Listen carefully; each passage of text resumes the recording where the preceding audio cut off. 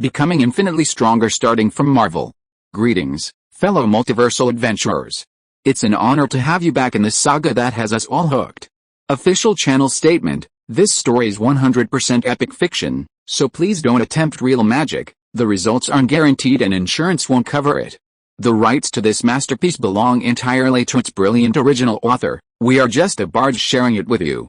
Do you want to keep being part of this amazing community?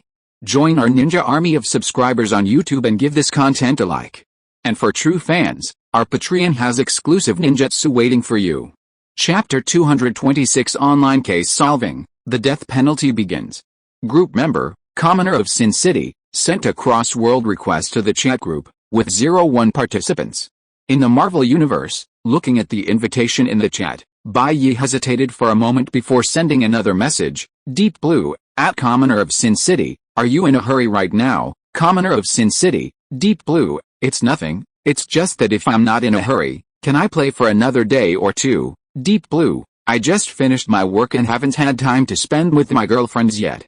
If I go to your place, it feels like it will take at least 1 or 2 months, so I want to postpone it for a couple of days. Inside Arkham Prison, looking at Deep Blue's message and thinking of his deceased wife and children, Gavin, who had just been laughing wildly, fell silent. His gaze moved with difficulty, looking at his tightly locked body and the dark cell, and after hesitating for a moment, he still kindly sent a okay. This Gavin is actually quite nice. Bai Ye nodded in satisfaction upon receiving Gavin's reply. After all, helping his group members wasn't a mandatory task, nor were there any rewards or punishments. So, this kind of voluntary labor should wait until he was satisfied before satisfying others. Everything can be done slowly. What's the difference between rushing around like this and being on a movie set? Thus, after Gavin spent another 3 days in Arkham, having successfully satisfied his girlfriends, Bai Ye leisurely took a bath and accepted the invitation again. At this moment, in Arkham, Bai Ye appeared quietly, dressed in spotless white robes, his clean shoes treading on a slightly damp ground. Protected by the field, he seemed like a hermit immortal. In front of Bai Ye, Gavin looked rather disheveled. He hadn't bathed for over 10 days, making even relieving himself incredibly difficult, and the smell of sweat was noticeable from afar. However, Bai Ye's first notice wasn't Gavin's clothing, but his eyes. It's only been 2 months, but the changes in you are astonishing, Bai Ye commented. Gavin didn't reply, as even his mouth was bound and he couldn't open it. He simply turned his eyes and calmly stared at Bai Ye. Unlike his initial humility, the other's eyes now held an unprecedented level of ferocity. With a gentle wave of his hand, Bai Ye unleashed several gusts of wind, easily severing all the restraints on Gavin's body. With a dull thud, the steel hit the ground. Gavin adjusted himself in midair and stood firm, saying in a hoarse voice, "Thank you, no problem." "Now, where are your wife's and son's ashes?" Bai Ye asked, revealing an eyeball in his hand. "The Renegade. I'll revive them now, but I've never tried reviving people in your world before, and I don't know if the rules of this world allow it." Faced with Bai Ye's words, Gavin slowly shook his head. "No need. No need to revive them, huh?" Bai Ye was slightly taken aback. "Not reviving them? Why, I figured it out these past few days," Gavin explained to Bai Ye. "The dead have already vanished. Even if they're revived, they won't be the people I know. They'll just be copies with their memories." "Your thinking is quite strange," Bai Ye said speechlessly. "This world has the concept of a soul. Does reviving them really mean they're not the same person?" At the same time, on the surveillance screen, the security guard's eyes were immediately on edge as Bai Ye and the free Gavin suddenly appeared on the screen. He quickly sounded the alarm. Soon, a piercing sound echoed throughout Arkham. But this didn't affect the two people in the room. After confirming that Gavin had no intention of resurrecting his wife and daughter, Bai Ye could only comply. "So, I've completed my mission?" Bai Ye asked. "I have another request for you." Gavin looked at Bai Ye seriously. "I want you to correct this world." "Correct the world?" "Yes, this world is full of evil, especially the city, which is the source of all evil. I want to completely eradicate the evil in this world. I want every evil person to die in unbearable pain, and to regret their actions before they die." Bai Ye looked at Gavin speechlessly. It seemed the other man had gone quite mad lately, but... "This seems interesting," Bai Ye smiled knowingly, looking at Gavin's resolute yet crazed gaze. "No problem, what do you want to do?" "Let's start with this asylum," Gavin's gaze shifted to the right. Outside the door, a large group of security guards and doctors were rushing towards them. I forgot to ask, what is your standard of justice? What constitutes a crime? Bai Ye asked curiously. Those who commit intentional homicide deserve to die, those who commit adultery deserve to die, drug dealers deserve to die, adulterers deserve to die, human traffickers deserve to die. Hearing Gavin's answers, Bai Ye was speechless. This was practically online crime solving, with a death penalty as the starting point, far more extreme than his own. Bai Ye hadn't expected that this 30-something-year-old Gavin would be a redneck. Outside the door, security guards stood nervously at the entrance, holding stun batons and pistols. Due to the special nature of this mental hospital, their self-defense capabilities were slightly higher. However, compared to the guy inside who had tortured and killed countless gangsters, their current small arms and legs were completely inadequate. Creak, in the midst of immense tension, the door was slowly opened. The instant Gavin appeared, someone fired a bullet at his leg, but he easily dodged it. Those who aid and abet evil should be punished. With those words, Gavin unleashed a palm strike, the force of which instantly struck the attacker's chest, sending him flying backward, coughing up blood. While not fatal, the blow would keep him bedridden for months. Comply with me, then go and bring out all the other mentally ill people, or don't blame me for being impolite. Gavin's gaze was icy as he looked at them. I advise you to behave yourselves. At this moment, Bai Ye stepped forward, leaning against a door frame with his arms crossed. Otherwise, once this guy goes berserk, it won't be so easy to control him. Only then did the security guards notice Bai Ye. Seeing his flowing black hair, they immediately realized he was probably mentally unstable as well. But as it turned out, they were wrong. Bai Ye wasn't insane. However, a capable, sane person could cause 1,000 times more harm than a powerless madman, for the strong truly have the ability to distort the world to their own shape. Chapter 227, Making a Mentally Ill Titan Screws. Inside Wayne Manor, Bruce Wayne received an alert about an incident at Arkham Asylum. As a high-priority area, he had personally imprisoned more than half of the patients there. The Joker, Harley Quinn, Bane, the Penguin, Two-Face, the Riddler, the Scarecrow, Poison Ivy, Mr. Freeze.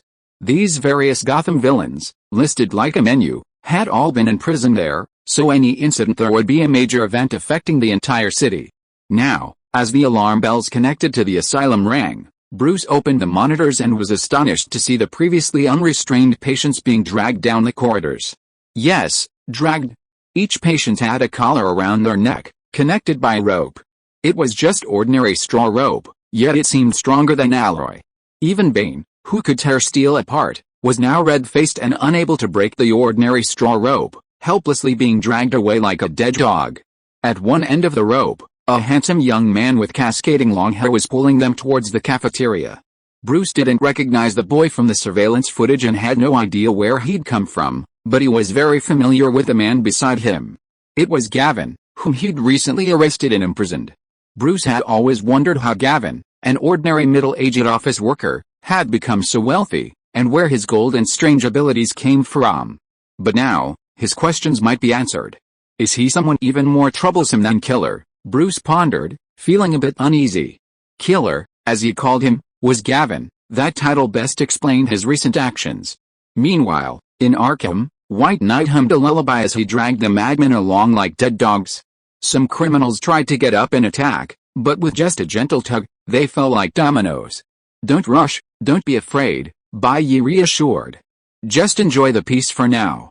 You'll see the good days are yet to come. Fake, you? Bane tried to say something, but Gavin quickly stepped forward and stomped down, crushing Bane's jaw and rendering him speechless. Well done, Bai Ye agreed. It was fortunate Gavin acted quickly, otherwise, if Bai Ye had intervened, the infamous Bane would likely have experienced the terror of hook literature firsthand. However, perhaps Gavin, knowing this, would regret his unnecessary actions. The long line of hundreds of people was dragged to the cafeteria. Bai Ye sat down, surveying the group. Looking at these men in hospital gowns, each with a long list of crimes, execution was entirely justified, yet they had survived until now thanks to the protection of the law. Mr. Bai, why not just kill them? Gavin asked, looking at them. His attitude towards these people was singular, kill.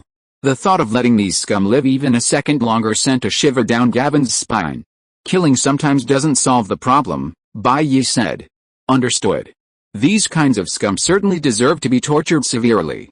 Let me skin them alive first. A bloodthirsty glint flashed in Gavin's eyes. His words instilled fear in a considerable number of patients, but many others remained unmoved. Speechless, Bai Ye sighed as he looked at Gavin's current state. These are some of the most seriously ill people in all of Gotham. Simple death or torture isn't as effective as dealing with those petty thugs outside. Gavin looked at the criminals, who remained defiant despite his threats, and nodded in agreement. So what do you want to do? We need to punish according to their aptitude. I think that rather than making them suffer the fear of death and physical pain, making them experience what they hate is true torture. For example, making straight men open hooks, making madmen tighten screws, making Coca-Cola users drink Pepsi, and making sweet tofu pudding eat savory food every day. That's what it means to punish according to aptitude, to punish without discrimination. For example, like this, Bai Ye raised his rinnegan and pointed it at one of the criminals. The next moment, the man immediately started screaming wildly, rolling on the ground, startling all the mental patients around him. Mr. Bai, what did you just do? Oh, I just used illusion magic to make him tighten screws, Bai Ye said calmly. His mind is incredibly free, but he can only feel his soul mechanically tightening screws in his body. When communicating with the people in the illusion, he clearly wants to go crazy, but each time he can only utter refined and gentle words, and all 3 meals a day are the delicious combination of canned herring, snail rice noodles, and durian. Even if he doesn't want to eat, his body will automatically force it into his stomach. At night, his body is completely immobile, and he can only watch helplessly as a man resembling Batman touches his body. Then, because he is in the illusion, he doesn't even get sleep. After selling hooks all night, his mind only becomes more and more exhausted, but he still has to get up the next day to tighten screws. Under such mental torture, I only gave him 3 days of the working class meal and he really went crazy. Bai Ye pointed to the prison uniform and smiled, but the meaning in his words made everyone present gasp. Even Gavin's face twitched. After all, he was just mentally unstable, but he still had his own joys and sorrows. Even he couldn't withstand this kind of backbreaking work, eating shit, and scheming. Bai Ye, however, felt a little sorry that the prisoner's mental state could only last 3 days. Otherwise, if it lasted any longer, he would experience the frustration of being scolded by his boss for mistakes at work, wanting to buy decent food at the end of the month, only to be owed wages and still forced to eat shit. In any case, this whole ordeal would either drive these people insane or cause them depression. Bai Ye might struggle with how to cure mental illness, but he had plenty of methods and means to torture and inflict pain on them. After all, sometimes, not killing is more cruel than killing. Even a clown would leave cursing and clutching his backside. Now, the first patient has been driven insane by me. Next, it's the rest's turn. Bai Ye gazed at the remaining people with a warm smile. Here comes the little flying stick. Chapter 228 Gods and Miracles. Pain, Agony. This was the scene Bruce witnessed upon arriving in Arkham, now clad in his armor. The air was thick with agonizing screams. Notorious criminals were writhing on the ground, as if witnessing something utterly terrifying. In Bai Ye's perception, which blurred the lines between reality and fantasy at a 1:100 ratio, each of these individuals had a specific, customized experience. Normal criminals were subjected to slow, agonizing torture in hell. Murderous butchers were surrounded by harmonious animals in a fantasy world. Mad, mentally unstable individuals were confined to a factory assembly line in their hallucinations. Cannibalistic gourmets were endlessly tormented by the agony of satiation in hell. As for the chrysanthemum thief who had hoped for Batman's touch, he instead had his entrails ripped open by the Tokyo Tower. Bai Ye, his right fist supporting his chin, tilted his head to survey the scene before him, while Gavin felt as if he were standing among works of art. Perhaps we need to have a proper talk, Bruce observed the young man before him, his hoarse, deep voice carrying a hint of gravity. Talk? Talk about what?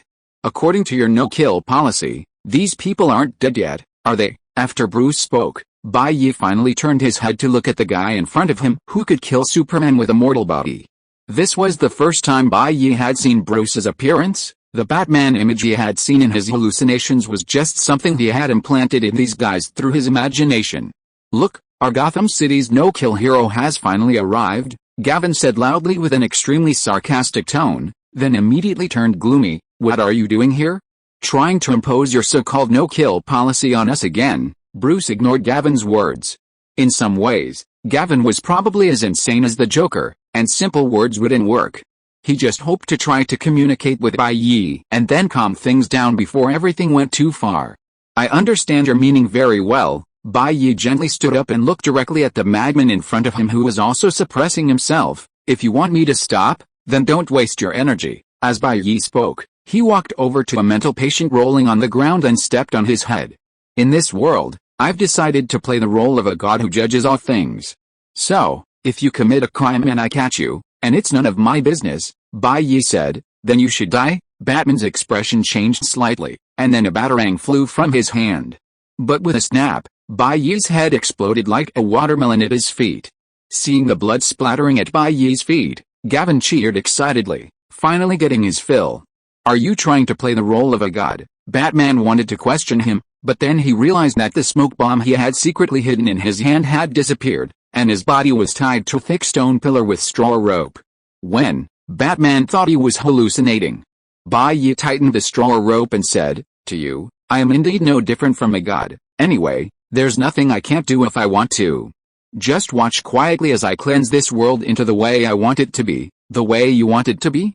How do you plan to do it? Batman asked hurriedly. What to do? Only kill. Bai Ye's tone was icy cold, then he raised his right hand and snapped his fingers lightly. Snap, with a crisp sound. The sins tormented by hallucinations and groaning throughout the cafeteria transformed into vibrant flowers of blood. Batman stared blankly at the scene before him, his heart filled with mixed emotions. In Arkham Asylum, most of the patients were people he had painstakingly brought in over the years.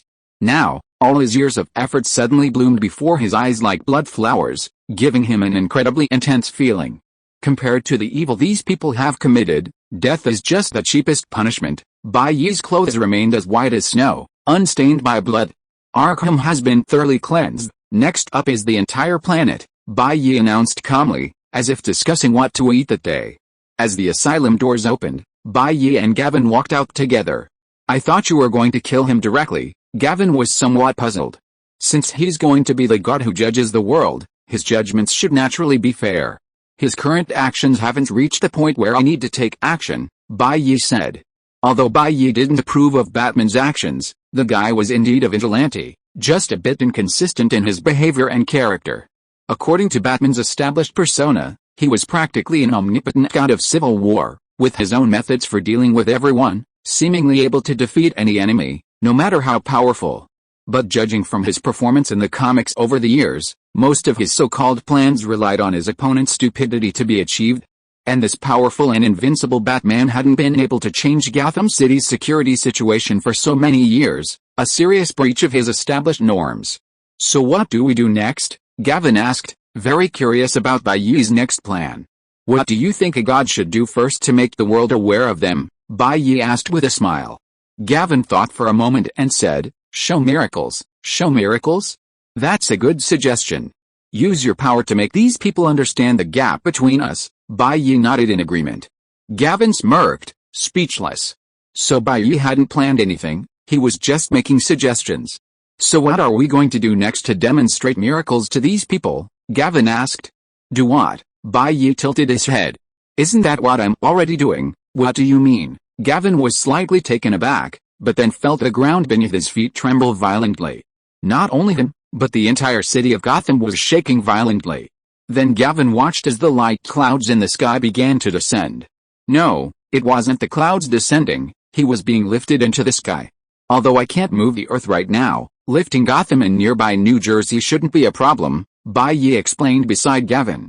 The next moment, Wayne Enterprises satellites in the sky saw the entire continent of Gotham rise into the air. Trillions of dust plumes shot into the sky, causing the entire Americas to feel the violent tremors beneath their feet.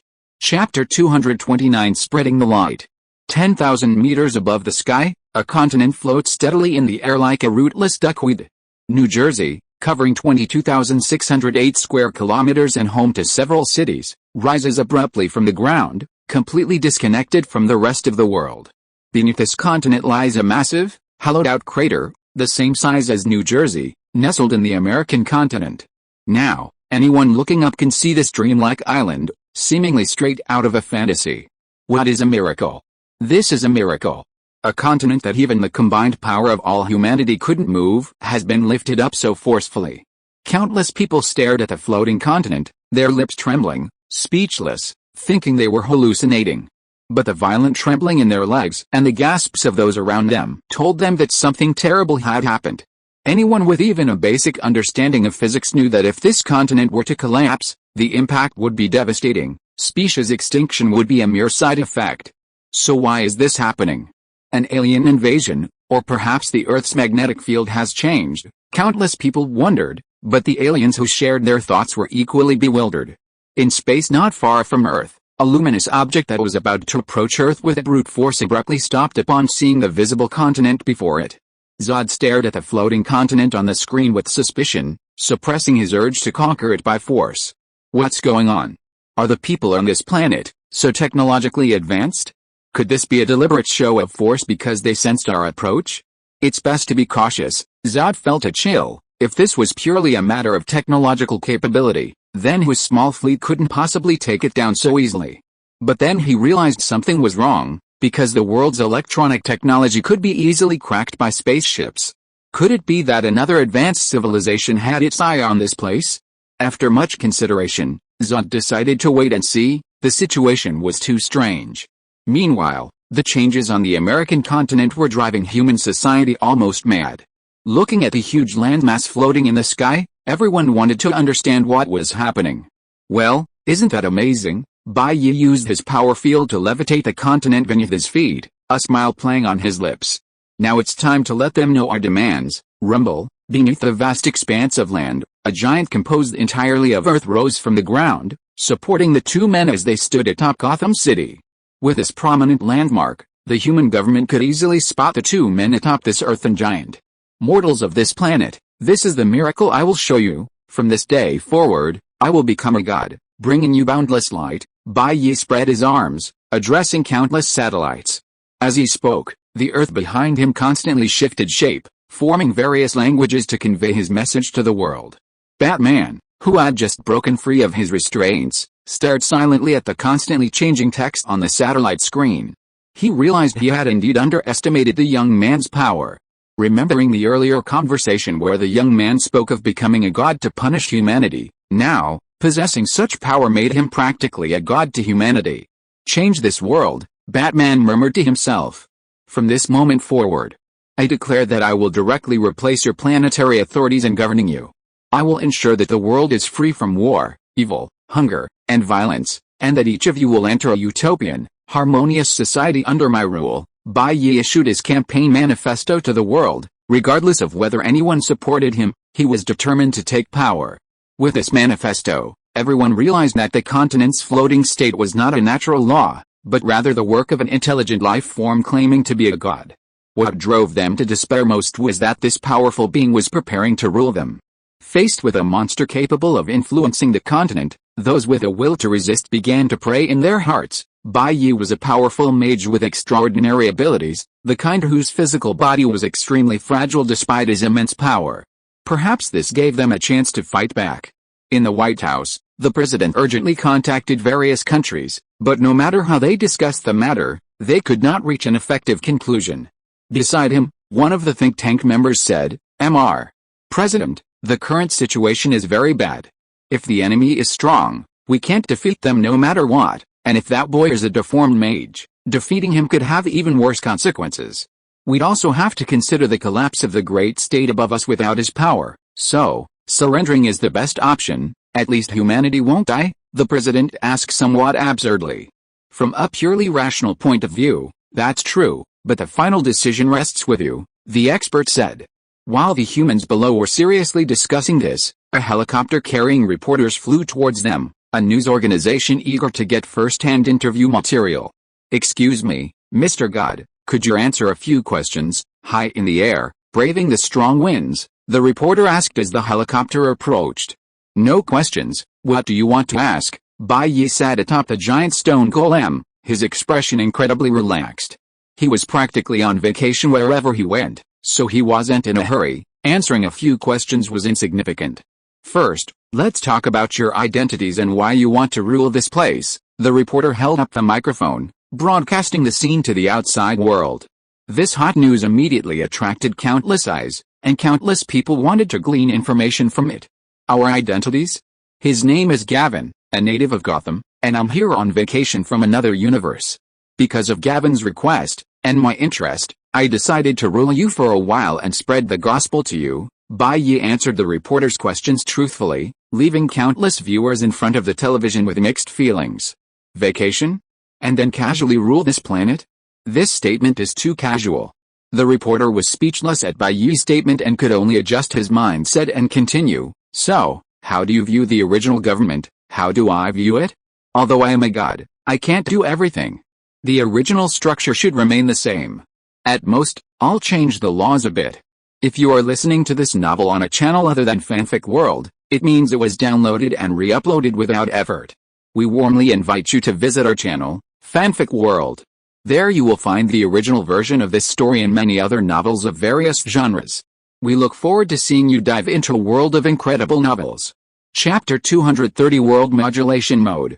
Inside the White House, during a break in Bai Ye's answers to questions, Gavin's identity was also uncovered. Mr. President, the identity of the man next to God has been confirmed, the Secretary of State said, holding a stack of documents. Not only the president, but all sorts of heads of state were urgently gathered there. Meanwhile, in another room of the White House, world-renowned psychologists, physicists, sociologists, and medical experts were all contributing to the continuation of humanity in their respective fields. Furthermore, all recordings within the White House were not kept secret, but were being kept in real time connected with other nations of comparable strength. When this terrifying enemy appeared, the entire world united like never before. Faced with Bai Ye, a crisis capable of destroying the world, regardless of whether it was day or night, the entire globe had to mobilize. The last time such harmony was during the war against Germany. Back then, facing that same woman who also wanted to change the world, approximately 60 million people died. And no one could be certain what price would be paid for this resistance now. The president remained silent, gesturing for the other to continue. According to our investigation, the man named Gavin is actually an ordinary middle-aged office worker in Gotham City, New Jersey, who suddenly received a large sum of money 2 months ago. The Secretary of State explained Gavin's background to the high-ranking officials with insignia on their shoulders. After a long while, everyone had a thorough understanding of Gavin's situation during this period, thanks to the Secretary of State's explanation. Based on his experience, this means he's become an extreme admin driven to madness by hatred, and can't be persuaded, a general asked to confirm. Yes, according to the psychologist's profile, Gavin isn't particularly intelligent, but in terms of his obsession, this guy is almost identical to the Joker, the previous well-known case, the Secretary of State explained. The people present fell silent. An unintelligent brute? This type is the most difficult to deal with. However, perhaps we can try another breakthrough, the Secretary of State suddenly said.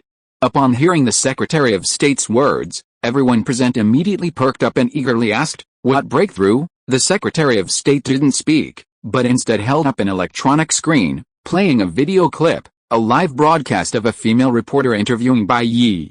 "Why are you showing us this? This video is the breakthrough you're talking about? What's so special about it?" the president asked, puzzled.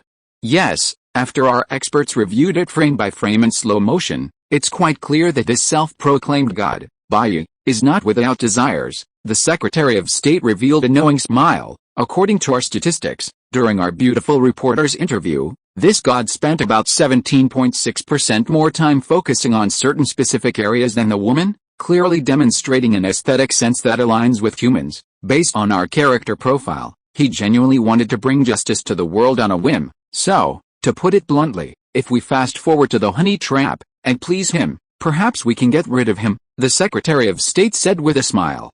Above Gotham City, Bai Ye, being interviewed by reporters, paused for a second, feeling inexplicably slandered. "Mr. God, thank you for your cooperation. We wish you a pleasant trip," the female reporter said auspiciously, then winked at Bai Ye before slowly departing from the helicopter. During this time, she had successfully completed her mission, conveying the information she wanted without Bai Ye concealing anything. Watching the departing helicopter, Bai Ye remained calm and said softly, "Now we can begin." "What can begin?" Gavin asked, puzzled. "Gavin, how do you think we can achieve peace for humanity?" Bai Ye countered. Kill." Bai Ye slowly shook his head, his gaze seemingly surveying the entire planet. "No, it's about making people execute orders like machines. Only machines don't make mistakes. As long as someone is human, they have desires, and human desires are endless. Unless one is omniscient and omnipotent, it's impossible to satisfy everyone's wishes. There will always be people whose desires transcend logic and rules, and governments composed of humans will always make mistakes because of all sorts of desires, unless machines are used to manage them. So, to achieve the peace you speak of, for me now, there are only two paths." Bai Ye opened his right hand, gently raised it, and the rinnegan in his palm resembled a planet held in his hand. "Either let robots manage humanity, or turn humanity into robots. The first method takes too long. To save time, we should directly choose the second path." Gavin looked at Bai Ye's current state and asked, "So what do you plan to do?" Facing Gavin's question, Bai Ye smiled gently. "Have you heard of infinite Tsukuyomi?" "Infinite Tsukuyomi?" Gavin pondered Bai Ye's words, finding them somewhat familiar. He actually had some recollection of infinite Tsukuyomi. He seemed to have heard the Uchiha clan mention it in a chat group. It was an ability to trap the entire world in an eternal illusion. Do you want to pull the whole world into a virtual world? And then fulfill everyone's wishes within that illusion to achieve world peace? Gavin couldn't help but ask. Of course not, I just want to use this technique to add a layer of underlying structure to everyone's subconscious, Bai Ye said calmly. After all, with his current extraordinary comprehension, through this period of deduction, he had successfully updated and iterated the infinite Tsukuyomi Jinjutsu, able to silently implant rules into everyone's subconscious. Although I said to let the original government manage things, I don't trust these people, so I'm going to put a lock on everyone's hearts. In normal life, the underlying code in their subconscious won't be triggered, but whenever their minds conflict with the code I've set, the infinite Tsukuyomi will activate, then the illusion's effect will be to deceive their bodies, making them execute the underlying laws of their subconscious until the conflict ends. Absolute justice? No, it should be the justice I approve of. Calling this illusion infinite Tsukuyomi might not be accurate anymore. It should be called world modulation mode, Bai Ye said calmly, looking up at the sky, where the sun was slowly shifting. Now we just need to wait for the moon to rise, Bai Ye said. Then this planet will usher in a new era. Chapter 231 Utmost Justice and Impartiality. Bai Ye's calm words left Gavin speechless with shock. An ancient proverb says, to establish a heart for heaven and earth, to establish a destiny for the people, to continue the lost learning of the past sages, and to usher in an era of peace for all generations. What Bai Ye was about to do was to substitute his own heart for the heart of heaven, allowing his power to supersede the thoughts of everyone else. It was fortunate that Bai Ye didn't have much desire for this world, otherwise, with his current strength, he could have created a whole world-modifying scheme, producing some truly spectacular content that wouldn't be shown on Kidian, a Chinese online literature platform.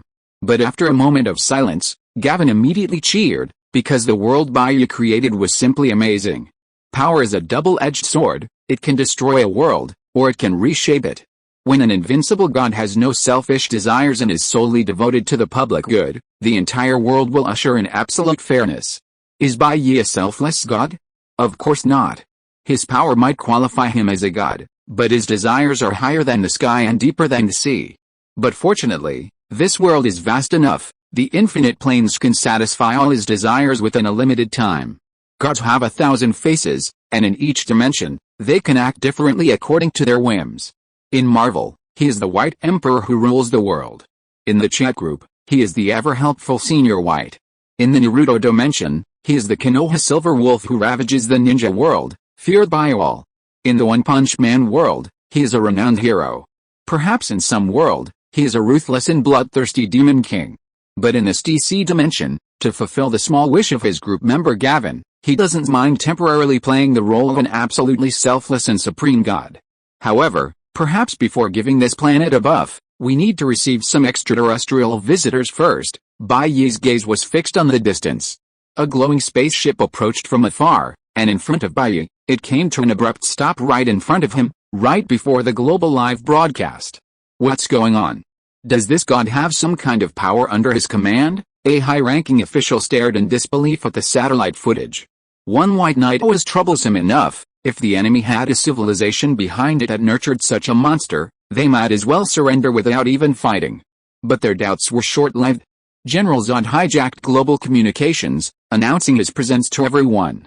Amidst the static-filled audio and video, a humanoid creature with indistinct features slowly spoke. I am General Zod, not the same as this god. I come from a distant planet. I crossed the galaxy to Earth, solely to find one of my people. For a long time, your world sheltered him. During his time on Earth, he looked exactly like you, but he also behaved differently in some ways. If you do not hand over your kin, Kal-El, you will face our attack. Now, make your choice, survival or death. Watching the broadcast, everyone was stunned. Where did this alien civilization come from? Was this all planned? A coordinated invasion of Earth? However, the Secretary of State remarked, now that two extraterrestrial civilizations have met, perhaps we have the chance to catch our breath under their control. Or perhaps we will face annihilation between these two intergalactic civilizations, the president said gravely. After all, compared to Bai Ye, the unknown civilization on the other side seemed far more hostile. Meanwhile, atop the giant's head, Bai Ye looked at the small, beetle-shaped spaceship before him. Clearly, the other side wasn't planning to send its main force directly towards Bai Ye, but rather to probe first. As the spaceship opened, a beam of light appeared, and a virtual image of a middle-aged man appeared, speaking solemnly to Bai Ye. I have received your statement. I am General Zod from Krypton. My homeworld has been destroyed, and we are currently searching for our scattered people throughout the universe to find a place to settle. There are indeed people of our kind on this planet, and the environment is suitable. We want to find our people and then settle here until we find a new, habitable planet. Therefore, why don't we divide this planet equally? You can be your god, we won't stop you. We just need to move the excess humans to the other half of the planet, Zod suggested. Indeed, after witnessing Bai Ye's displayed power, he, lacking confidence in victory, decided to temporarily back down and feign weakness. In the coming period, he would observe this self-proclaimed god. If Bai Ye was weak, he would kill him and completely conquer Earth. If Bai Ye was too strong and he couldn't win, he would take Kal-El and retreat from Earth to other parts of the universe to make a living.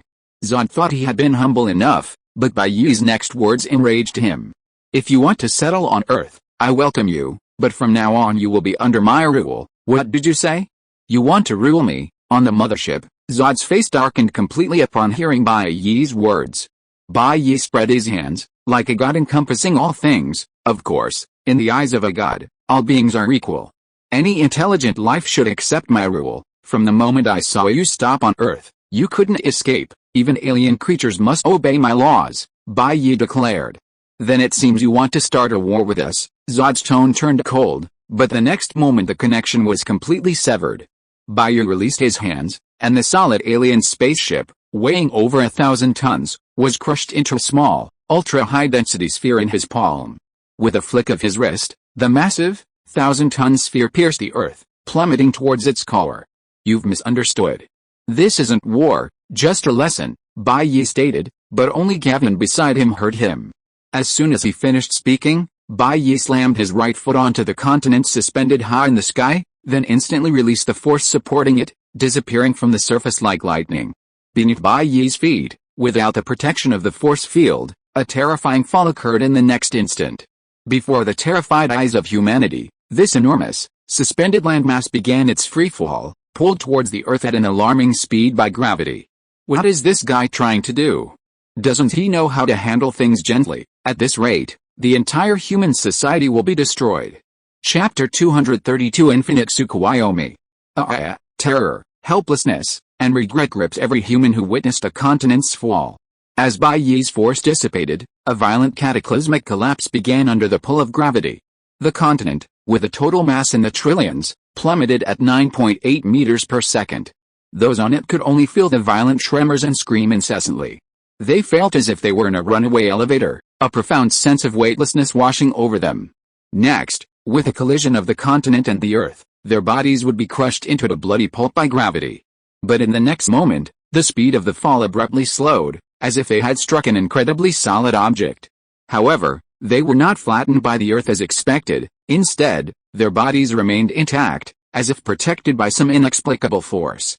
At this moment, at the lower reaches of this continent, Bai Ye's vanished right hand acted like a giant pillar supporting the sky, effortlessly bearing the weight of the sinking earth and using his own force to neutralize all the force. Then, Bai Ye effortlessly carried the entire continent with one hand, heading towards outer space. Within seconds, Bai Ye, along with the enormous continent in his hand, reached dozens of times the speed of sound, directly piercing the atmosphere and rushing towards the Kryptonian column in outer space. From the perspective of the outer space station, it only seemed like some colossal ancient dragon brushed past them.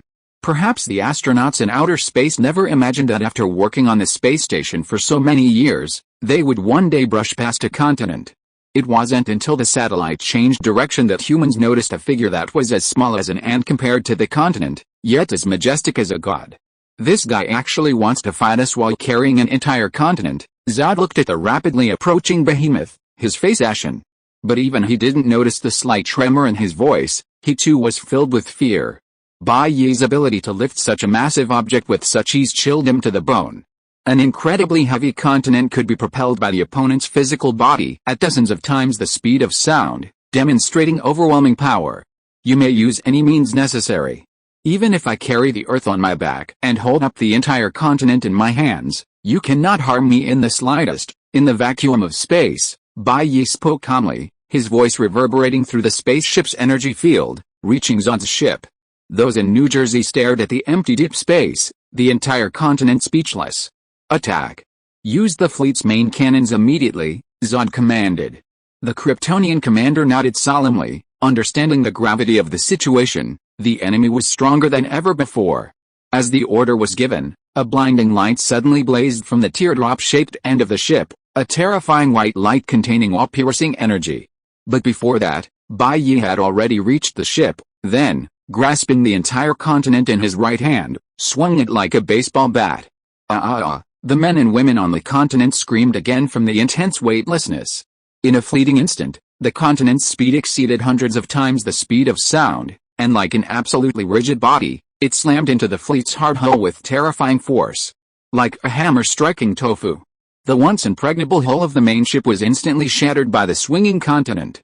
Zod, inside the main ship, didn't even have time to react before feeling as if his body had been struck by a mountain. His once sturdy armor shattered instantly. Beneath the continent, whether it was the main ship, smaller combat ships, or the armor of these Kryptonians, everything was instantly destroyed by its impact. The only survivors were the Kryptonians inside the ships, but they were now incredibly disheveled. All their clothing had been torn off, leaving them naked and clinging to the ground like geckos stuck to a speeding sports car.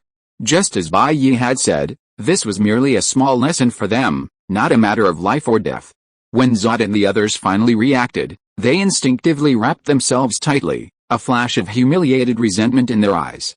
But without the protection of their armor, the next moment they were exposed to the sunlight and Earth's atmosphere, and intense pain began to engulf their bodies. A moment later, they arched their bodies like shrimp, trembling uncontrollably, while the power within their bodies began to surge. Ignoring the pain of Zod and the others, Bai Ye returned to Gavin's side, turning his gaze to the sky. The time hasn't come yet, but the location is perfect. Because of space, the sun and moon were on either side of him, shining brightly together. Bai Ye looked at the moon, his left hand slightly raised, holding a purple eyeball in his palm. He aligned the rinnegan in his left palm with the moon, his right hand forming a hand seal, corresponding to the entire moon. A few seconds later, looking at the moon from Earth, the originally pale lunar surface was stained crimson, as if a red eyeball was staring at them. On this blood-red eyeball were black tomo, possessing a captivating beauty. What is this thing? Every human on Earth who saw the moon couldn't help but wonder. The once bright moon now seemed to have transformed into a chaotic, demonic star. On the floating continent, Zod and the other Kryptonians had recovered from their pain and were now feeling a terrifying power within them. The sudden surge of power immediately reminded Zod of the ancient texts, and a flicker of excitement crossed his eyes. The ancient legends about how the power of a star can amplify the physical body are actually true. Feeling terrifyingly strong now, Zod, his naked body suddenly lifting to look for Bai Ye, noticed a dramatic change in the sky before he could. Is this what the moon of this planet looks like? Zod wondered, looking at the crimson megatema in the sky. But the next moment, a blinding light erupted, and the moon blazed with intense white light, Like a second sun. The light hurtled towards Earth at incredible speed, hitting the planet a second later. In an instant, half the Earth was affected by the spell, even those inside buildings were affected by the light, their eyes displaying purple patterns that vanished 3 seconds later, along with the Magadama pattern on the moon. What just happened? On the ground, countless people stared in bewilderment at the moon, which had returned to normal in the sky.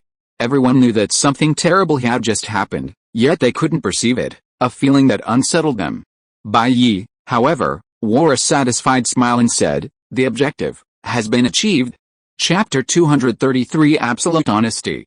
On the moon, Bai Ye descended to the ground, his feet firmly planted on the continent. His goal had been achieved. Through his ninjutsu, a permanent jutsu had been created across the entire moon. From this day forward, every life form that would see the moon would have a subconscious imprint of Bai Ye's design permanently etched into their brain. Currently, only half of Earth's population felt the power of the infinite Tsukuyomi, but in half a day, the entire world would be plunged into the absolute justice he had fabricated. At that time, universal harmony would be within reach. Just as Bai Ye was satisfied with his creation, a deafening roar resounded. Bai Ye, Zod, now dressed again, flashed anger in his eyes, staring directly at Bai Ye, and charged towards him at top speed. After being exposed to the starlight, his speed instantly exceeded dozens of times the speed of sound, crashing into Bai Ye. Bai Ye remained calm, watching Zod fly towards him without making a move. Perfect for testing the power of the infinite Tsukuyomi, Bai Ye thought calmly, then turned his attention to the Kryptonians flying towards him, eager to fight. Without Bai Ye even lifting a finger, Zod's body automatically curved in mid-air before his attack could strike, then stared blankly as his body crashed to the ground in a kneeling position. Clatter, clatter, clatter, Zod, kneeling with his hands resting obediently on his knees, slid towards Bai Ye, landing steadily in front of him. Not only Zod, but every other Kryptonian attacking in this direction did the same, kneeling in a neat row. Zod? Kryptonians? The next moment, as Zod was still confused about what he was doing, he felt his hands involuntarily rise and slap himself hard across the face. Then, amidst the intense pain in his cheek, his hands struck himself harder and harder with each blow. What's going on? What am I doing? Zod was utterly bewildered. He wanted to stop, but his body wouldn't obey him. He could only pound his cheeks again and again with such force that sonic booms were created. Even with Zod's skin thickened countless times over, his own slaps left him swollen and looking like a pig's head. Watching this spectacular performance, Bai Ye clapped lightly with pleasure, making Zod even more ashamed and angry. Reflect on your actions here. Once you've figured things out, everything will be fine, Bai Ye said with a slight smile, looking at the repentant Zod. As he spoke, with a violent tremor, the New Jersey state that had risen from the ground landed safely under Bai Ye's control. He looked up slightly and saw the helicopter that had been waiting for a long time approaching. Soon after, the helicopter landed in front of Bai Ye, and two men stepped out. Gavin recognized them immediately as the president. Mr. God, after serious discussion, we have decided to submit to you, the president said sincerely. Behind him, cameras were filming the entire scene live, broadcasting it to the world, essentially announcing to the world that from this day forward, the world belonged to Bai Ye. Submission was inevitable. When they witnessed Bai Ye propelling the continent at dozens of times the speed of sound, they knew they were doomed. How could they possibly fight such a monster? You are not submitting to me, but to justice, Bai Ye said smugly, then looked on in astonishment as 4 or 5 beautiful women disembarked from the helicopter. What's going on? This is a bribe to you. Hoping you will succumb to the allure of beauty, the president beside him stopped mid-sentence, covering his mouth in shock. This was being broadcast live to the entire world. What nonsense was he spouting? Even if it were the truth, he couldn't just broadcast it everywhere. The president coughed lightly twice, then tried to cover up his mistake, saying, "Sorry, I misspoke for a moment. What I meant was, according to the expert's profile, you're a womanizer, so I wanted to." The president, having once again blurted out his true feelings, looked at Bai Ye's strange expression and felt a pang of panic. He couldn't help but ask, "Sir, what's going on?" "Nothing. If we're going to bring fairness and justice to the world, then lies shouldn't exist." Bai Ye's lips twitched slightly, somewhat speechless at the president's earlier honesty. "So from now on, there will be no lies in this world." You can only say what you believe to be true. Of course, you can also choose to conceal or deceive yourself into believing that what you say is correct. Misleading will still exist in human society, but even so, I believe it will greatly improve social rules. Hearing Bai Ye's words, the president frantically covered his mouth. When a politician can't lie, the consequences will be devastating. Not only the president, but all the men and women watching the live stream tried to lie. In a New York house, a teenager watched a live stream, muttering to himself, 1 + 1 = 2, I really can't say it equals 3. Oh, I can say it now. Watching Bai Ye's explanation in the live stream, the teenager thought for a moment and tried, 1 + 1 = 3 is wrong. I really can't lie anymore. After a moment of thought, the teenager spoke again, could the universe be a giant flying spaghetti? Mary might love me, I might win the lottery next time. Through a series of experiments, he roughly understood the principle of this truth-telling rule. As long as you believe you're telling the truth, there are no restrictions on questions or rhetorical questions. With the discovery of this rule, the world descended into chaos, as countless people questioned their lovers, and countless romances shattered in an instant. The impact of the restriction of only being able to tell the truth went far beyond this. At the scene, the president looked at Bai Ye in horror and said, "Mr. God, could you please take back this power? The whole world will be in chaos. We are willing to offer more, beautiful women. If the world isn't in chaos, then what's the point of me doing this?" Bai Ye looked at the incorrigible president speechlessly and said, "Also, don't try to seduce me with your beauty. I don't lack women. In this world, I will strictly play the role of a judge. Since that's the case, integrity is a necessary condition. If I were to be bribed by you, what kind of God would I be? Welcome the justice I bring you. In this absolutely real world, all evil will be brought to justice," Bai Ye said calmly. Hearing that Bai Ye had refused his request, the president couldn't help but get angry and said, "Damn it, you dare to refuse my request. You deserve to die. I'm sorry, please forgive me, I accidentally blurted out my true feelings again." As soon as he finished speaking, the president slapped himself. Chapter 234 The Art of Language. Bai Ye wasn't angry at the president's offense. He knew that after changing the world, his outspokenness would be difficult for many to adapt to. Aside from the mentally ill who firmly believed they were right, no one could lie even with the slightest doubt. After all, many white lies were necessary for social interaction to integrate into the masses, and now, only telling the truth would make people more conscious of the art of language.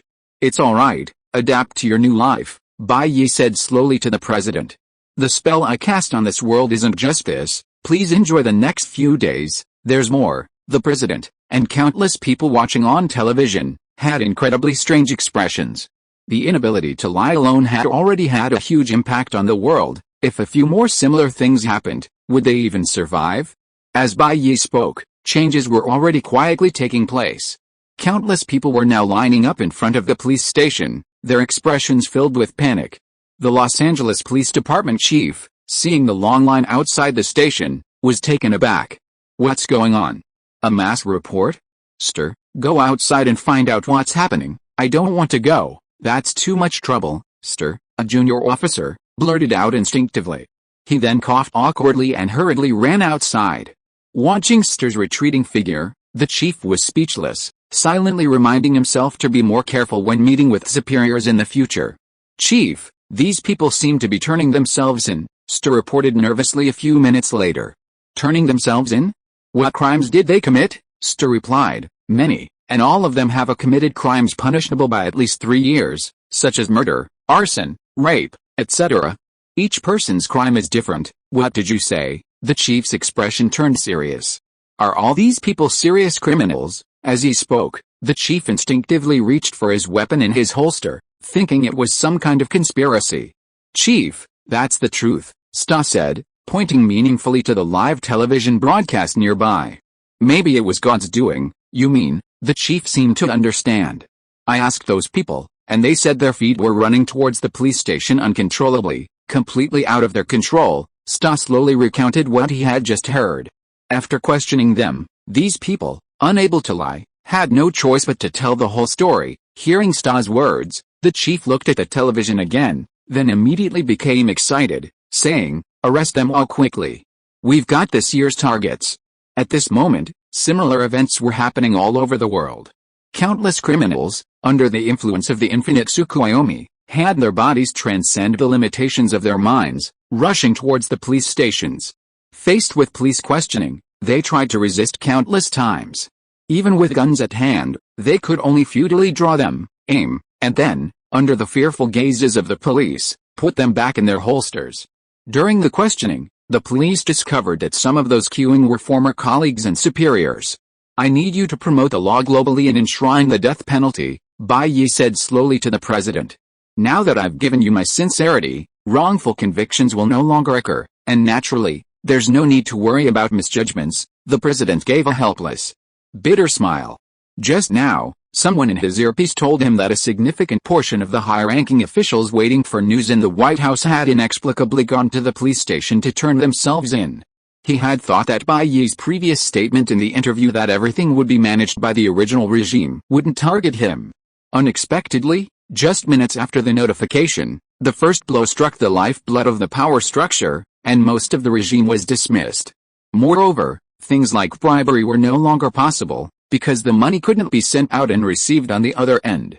In front of countless people on television, the president declared righteously, "No problem, we will absolutely enforce the law impartially. After all, under your control, we can't break the law either," the president thought to himself.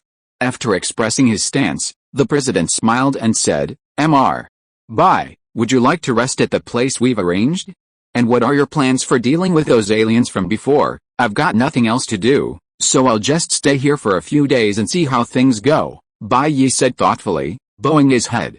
"As for those Kryptonians, once they've reflected on their actions, you can find a place for them to live, designate an area for them." The president readily agreed. "No problem, Mr. Bai Ye. We've already prepared a sumptuous dinner at your seat, and if you ask, everyone there will satisfy your appetite." "Satisfy my appetite?" Bai Ye was taken aback. 10 minutes later, Bai Ye and Gavin, having arrived in New York, looked at the beautifully dressed waitresses around them and finally understood what the president meant. So, it was about satisfying his appetite. This was alluding to something, truly the art of language. No wonder he's president. Gavin, whose entire family had perished, couldn't be bothered with such matters. He greeted Bai Ye and prepared to leave, wishing him a pleasant stay. "Where are you going next?" Bai Ye asked, watching Gavin turn to leave. "Evil has been eradicated. Now I should return to my peaceful life," Gavin said calmly. Thanks to Bai Ye's actions, peace had suddenly returned, so quickly that even he hadn't reacted. But now that everything was over, he should enjoy the process and immerse himself in it, fully experiencing the joy of peace. "Alright, I'll play for a few more days and then go back," Bai Ye nodded gently. Although he had altered the underlying rules of this world, he still needed to observe the changes on the entire planet before leaving directly. After all, the human species was prone to exploiting even the slightest loophole. Since it was his meticulously crafted creation, he needed to ensure his policies were implemented flawlessly before he could leave with peace of mind. Watching Gavin's departing figure, Bai Ye calmly instructed the beautiful waitress beside him, "Hurry up and bring the food, I want to eat." "Yes, Mr. Bai Ye," the waitress replied softly, avoiding any direct approach for fear of offending Bai Ye. As long as Bai Ye didn't make a move on him, she would continue to respectfully perform her duties as a waitress. Chapter 235, A Paradise Belonging to White Knight. In a prestigious New York restaurant serving only one person, Bai Ye leisurely savored his meal. To cater to his preferences, he could choose from a wide variety of dishes, including British and Indian cuisine. If Bai Ye so desired, they would even prepare human flesh to perfection, let alone stir-fry protected animals. Amidst this ecstatic revelry, a tingling sensation began to creep across his neck and back. Looking up as if sensing something, Bai Ye saw everything around him rapidly reversing, or rather, time itself flowing backward. A waitress who had just walked away was now backing up, her ample hips pressed against him, liquids dripping from the kitchen began to flow backward, and pieces of food were slowly piecing themselves back together, restored to their original state. Bai Ye was certain, time was indeed flowing backward before his eyes, and he was perhaps the only person in the world to perceive this. The Speed Force, a flicker of curiosity crossed Bai Ye's eyes.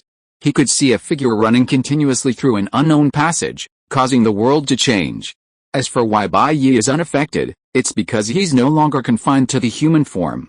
Or rather, from the very beginning, Bai Ye wasn't considered acceptable by the laws of the universe. Whether it's his strength reaching billions of tons, his muscle density harder than a neutron star yet maintaining a normal weight, or his ability to live indefinitely by feeding himself and his self-healing ability that defies the law of conservation of energy, all these prove Bai Ye's extraordinary nature.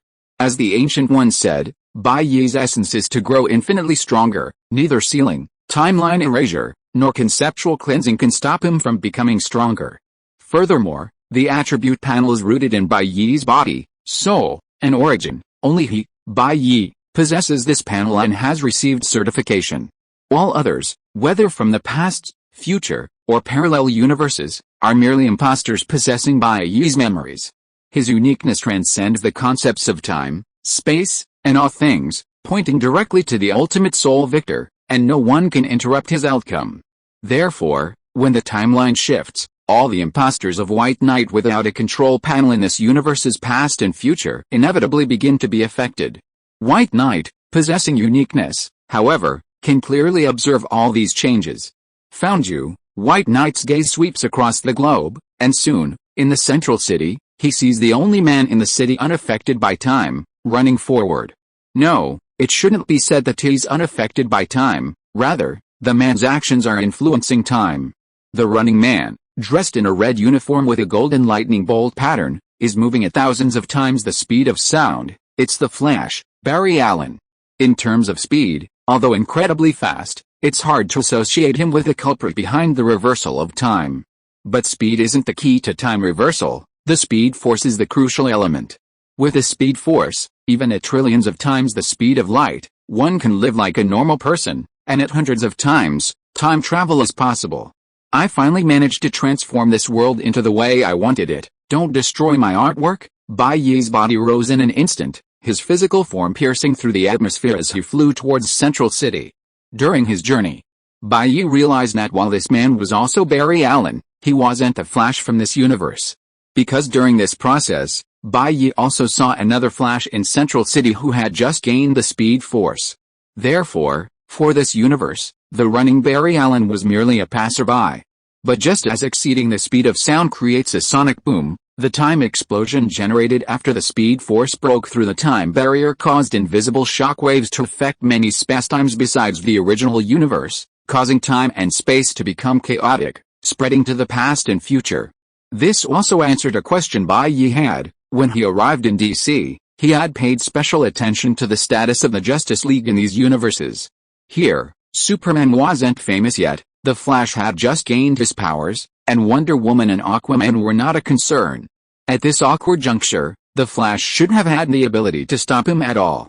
Now, all the doubts have been resolved. It wasn't that they were stopping him, but simply the effect of Barry Allen's inexplicable traversal of worlds that caused the undeserved disaster in Gavin's DC universe. In an instant, Bai Ye's body also entered the space-time tunnel formed by the speed force the moment Barry Allen passed through this universe. Inside the space-time tunnel connecting the past and the future, Barry Allen ran wearily, chasing after his past self within the time tunnel. He wanted to catch up with his past self, and then, stop himself from saving his mother, and then avert the world's destruction. Almost there, just a little longer, Barry Allen looked at his past self ahead, a glimmer of hope mixed with despair in his eyes. He was saddened that the world wouldn't be destroyed, and also pained that he would have to continue his mother's tragedy with his own hands. "Mom, I'm sorry," Allen grieved in his heart. Looking at his past self, he reached out to grab him, but just as his arm was about to touch him, his shoulder was grabbed first. He hadn't expected that someone would interfere in this tunnel that only the speed force could traverse. Allen turned around in utter astonishment, only to see a handsome man with waist-length hair smiling, his hand on his shoulder. "I don't care who you are or what you want to do, but you can't interfere with me." With that, Bai Ye kicked out, sending Barry Allen flying out of the time tunnel amidst his despairing and relieved gaze. But as Barry Allen disappeared, the time tunnel maintained by the speed force abruptly collapsed, instantly enveloping Bai Ye and disappearing within it. In the DC universe, outside the origin wall, at the instant Bai Ye disappeared, a higher dimensional being slowly opened its eyes, its gaze fixed on this place. Its gaze pierced through time and space, understanding almost all possibilities, before instantly falling back into slumber. If one were to follow this higher dimensional being's gaze towards Bai Ye, they would find that, at some point, An invisible barrier, boundless and higher than the origin wall, had enveloped the infinite universe centered on Bai Ye. A higher dimensional being is called God, and he names this infinite universe Paradise. A paradise that belongs only to the White Knight. Chapter 236 The Efforts of a Marvel Background Figure. At the very beginning, when Bai Ye arrived in Marvel, he felt immense pressure. When he realized he was a transmigrator, his first thought was how the one above all, OAA, and other bigwigs would deal with him. After all, these guys, as background characters in Marvel, were pseudo-omniscient and omnipotent. Theoretically, they should have noticed him immediately. But since that didn't happen, it meant they either accepted his existence, or Bai Ye wasn't a transmigrator at all, but simply a Marvel native with transmigrator memories. After all, the Marvel Universe is infinite, encompassing all fantasies. Even Deadpool could massacre the editorial department, a pseudo-narrative level. So, it's not impossible that Bai Ye's previous life was just one universe within Marvel. After a period of worry, Bai Ye put the matter aside. After all, his strength was too weak, worrying about it was pointless. It was better to focus on improving himself. But after understanding the true nature of the panel, Bai Ye realized something. Was it possible that the OAA and the Endless Sky weren't bothering him, because they couldn't do anything to him? After all, as the only one standing at the finish line, only a gentle upbringing could make Bai Ye slow down. The more obstacles and severe the situation, the more it would stimulate Bai Ye's rebellious psychology, driving him to keep running and sprinting towards the top. As for using mind control on Bai Ye, brother, are you trying to control a future omniscient and omnipotent being? That's a bit of a joke. In this environment, although Bai Ye and the OAA Endless Sky hadn't met in person, they had a tacit understanding. Little O, don't cause me any trouble. I won't bother with you in the future. Letting you off for a toast is giving you face. Don't be ungrateful. From the moment they noticed Bai Ye, the Endless Sky and the others understood. This was a high-ranking figure inexplicably experiencing life on their own turf. They not only couldn't disturb him, but also tried their best to ensure that Bai Ye's little heart was pure and kind. In this situation, in Marvel, the multiverse in which Bai Ye resided was actually a Frankenstein's monster specially modified by the OAA, a fusion of various settings from Marvel movies, comics, games, and anime. Having incorporated the characteristics of countless universes, the OAA, original anonymous architects, specifically filled in all the pitfalls and traps of these universes for Bai Ye. This was to ensure Bai Ye didn't feel frustrated, while still maintaining a certain level of challenge. After all, if Bai Ye were given a speedrun mode, he would find it too overpowered and lose the fun. Originally, if Bai Ye only played around in the Marvel Universe, the OAA was confident they could guarantee his happiness and smooth sailing, easily elevating this cheat-like character to the highest position. But Alice, Bai Ye, this troublesome guy, simply couldn't stay still. Besides his attribute panel, he also had a chat group, and recently, a god space had appeared. This powerful figure had so many strange gimmicks that the OAA couldn't keep up. In the eyes of the OAA's background figures, all of these were destabilizing factors. After all, while he could control everything within and outside the Marvel Universe, their reach couldn't extend to other worlds. Take, for example, that omniscient and omnipotent being from a different universe. The OAA couldn't simply drag him across two worlds to kneel before Bai Ye and apologize, otherwise, it would have been another great opportunity to gain Bai Ye's favor. What if Bai Ye encountered a powerful figure outside, suffered a setback, then unleashed a power surge, defeated his enemy, and then, dissatisfied, slaughtered them all? But they couldn't disobey Bai Ye's wishes and prevent him from venturing out. Therefore, without Bai Ye's knowledge, he had been inexplicably adorned with several protective auras while wandering in other worlds. These auras provided protection from harm and misfortune, aura shielding, and a letter from the OAA and the Endless Sky, background figures. Under these auras, unless the level of the world Bai Ye visited exceeded or matched that of the Marvel Universe, he would receive treatment akin to a protagonist in a wish fulfillment novel. Basically, the enemies he faces are always weaker than him. Those who can temporarily defeat him will either avoid him for various reasons or simply not notice him yet, until Bai Ye surpasses him. This is why Saitama didn't notice when Bai Ye killed sexy prisoner not far from his location. If Bai Ye goes to a world where the strongest individual's power is close to or surpasses that of Marvel, then he will receive a recommendation letter from the OAA. The letter will essentially say, "See this kid?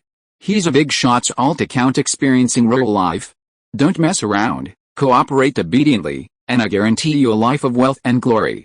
Otherwise, bro, you smell good. You don't want to accidentally turn into a ball of fluff, do you? But what if persuasion doesn't work, and the other party still refuses to cooperate and is prepared to force their way in? Then the OAA has a way, or rather, the OAA always has a way. An ultimate destruction bomb has already been inserted into the core of Bai Ye's soul by the OAA. Normally, this destruction bomb is completely harmless. However, if Bai Ye encounters a danger that even protection cannot prevent, this destruction bomb will detonate instantly, killing Bai Ye countless times in a flash. Currently, Bai Ye's health bar exceeds his experience bar. Each time he's on the verge of death, his health bar is fully restored, and his attributes increase. When Bai Ye emerges unscathed from the destruction bomb's attacks, it means his strength has reached the upper limit of the Marvel Universe. And everything that follows is up to the now powerful Bai Ye to handle. Hopefully, that ungrateful guy's ending will be a little more amicable. Amen.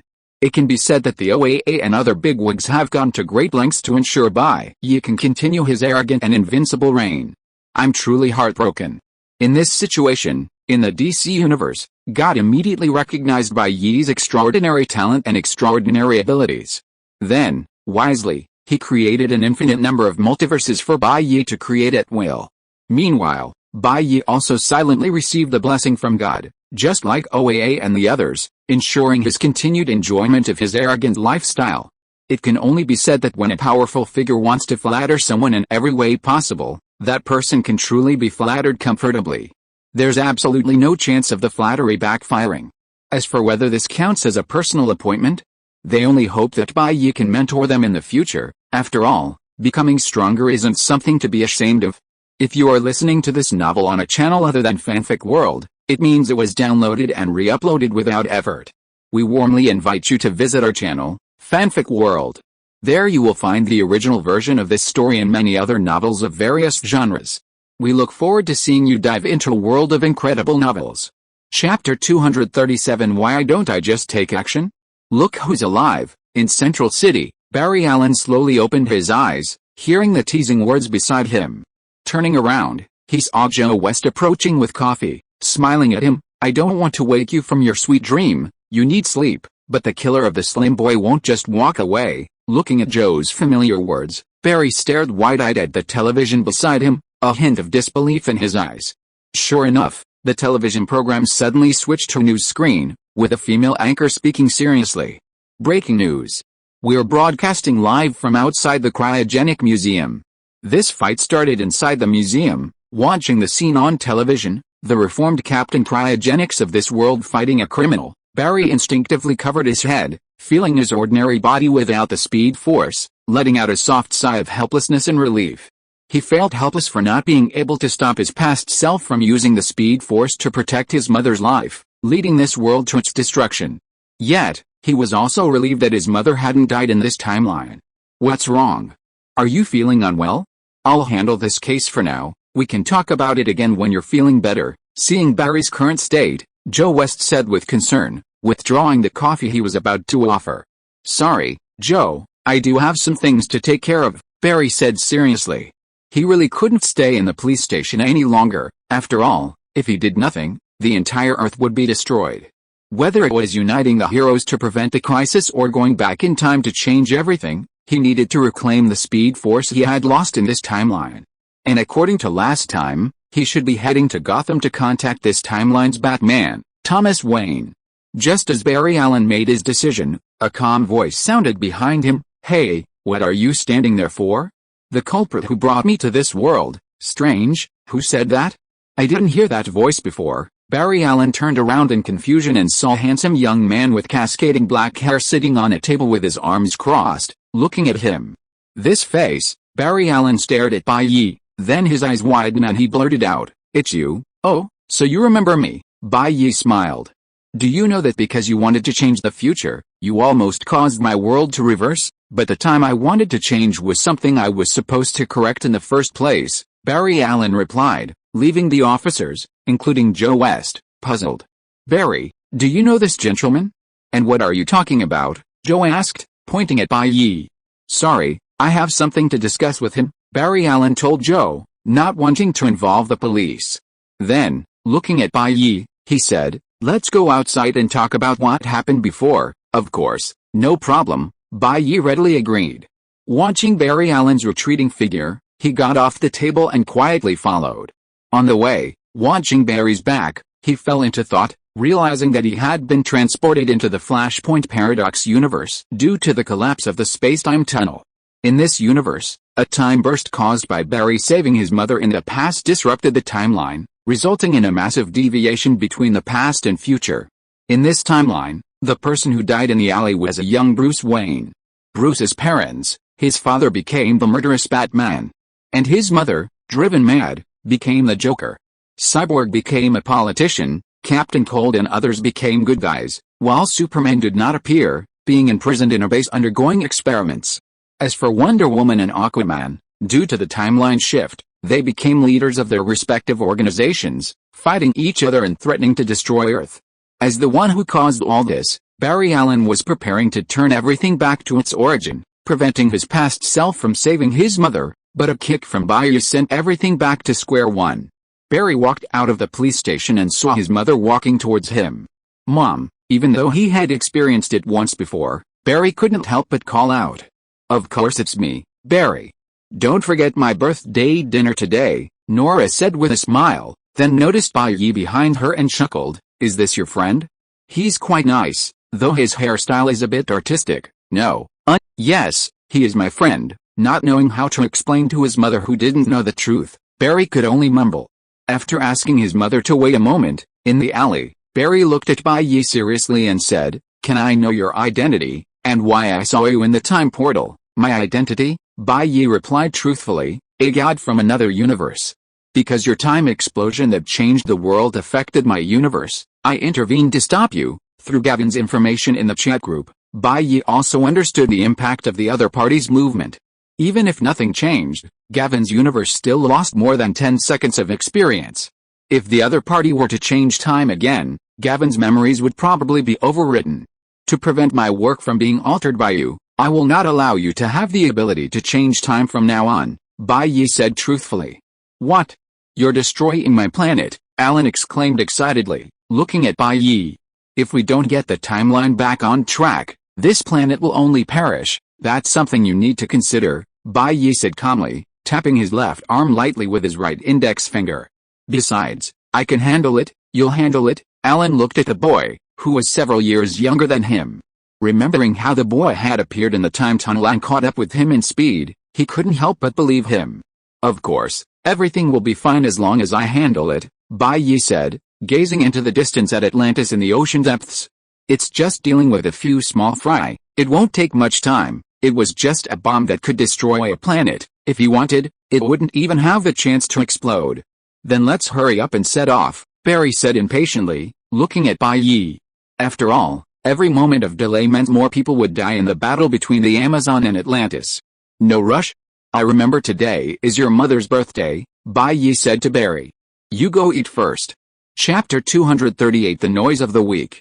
Inside a restaurant in Central City, Barry Allen was having dinner with his mother, who was still alive and well. As for his father, he had died of a heart attack 3 years ago. Despite the soothing music playing, Barry Allen was restless. He was thinking about Bai Ye and the future he had altered. He hesitated about whether to give up on reversing the timeline and questioned Bai Ye's reliability. After all, not every reenactment would guarantee becoming the Flash. It was a gamble. In the previous timeline, he had tried twice, succeeding only by sheer luck, almost getting struck by lightning. If Bai Ye successfully changed the world's course and he relinquished his identity, then everything in this new timeline would overwrite the past, erasing all his memories of the previous universe. Bruce Wayne's Batman and Superman would be forgotten. He would live as an ordinary person, completely unaware of the past. "What's wrong? Is something on your mind?" Nora, noticing her son's distracted state, asked, bringing Barry back to his senses. "Nothing, let's continue eating," Barry said, burying his head in his food. Seeing her son like this, Nora's eyes held a hint of doubt, but she didn't ask. Meanwhile, in some corner of this world, a middle-aged man regained consciousness, subconsciously touching the back of his head before grinning and saying, "Barry, Although I don't know why nothing has changed, if I had another chance, victory would only be mine. The smiling Reverse Flash was unaware that Barry was preparing to relinquish this power.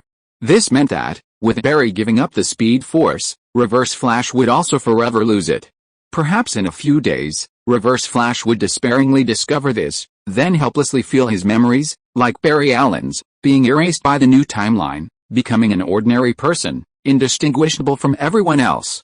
Outside the restaurant, after sending Barry Allen to have dinner with his mother, Bai Ye prepared to set off alone to stop the war. After all, the Flash in the new timeline had already become an ordinary person and would soon lose all his past memories. Since that was the case, he would leave the rest to himself. Bai Ye walked along the street, his eye-catching figure under the neon lights of the city at night, drawing the attention of passers-by. Some even took out their phones to secretly photograph his back. But the next moment, amidst the gasps of the crowd, Bai Ye's feet turned slightly inward, and with a light leap, he soared into the sky, heading towards England. High in the sky, Bai Ye looked down at the planet below, made a 90-degree turn in midair, and flew towards the other continent. Above London, Bai Ye returned once more. The scene from his last visit was still vivid in his mind. Back then, he had circled London at high speed, drawing pictures on the Earth in his quest to rule the planet. But this time, the world was different. This was not Marvel. London was now a scene of ruins. Wonder Woman's Amazons had attacked, and facing the Amazonian superheroes empowered by magic and divine power, humanity was utterly defeated. This was not a battle between Amazons and humans, but a war between Amazons and Atlantis. On the other side of Europe, submerged by a tsunami, the two sides used Europe as their battlefield, resulting in the deaths of at least 100 million people.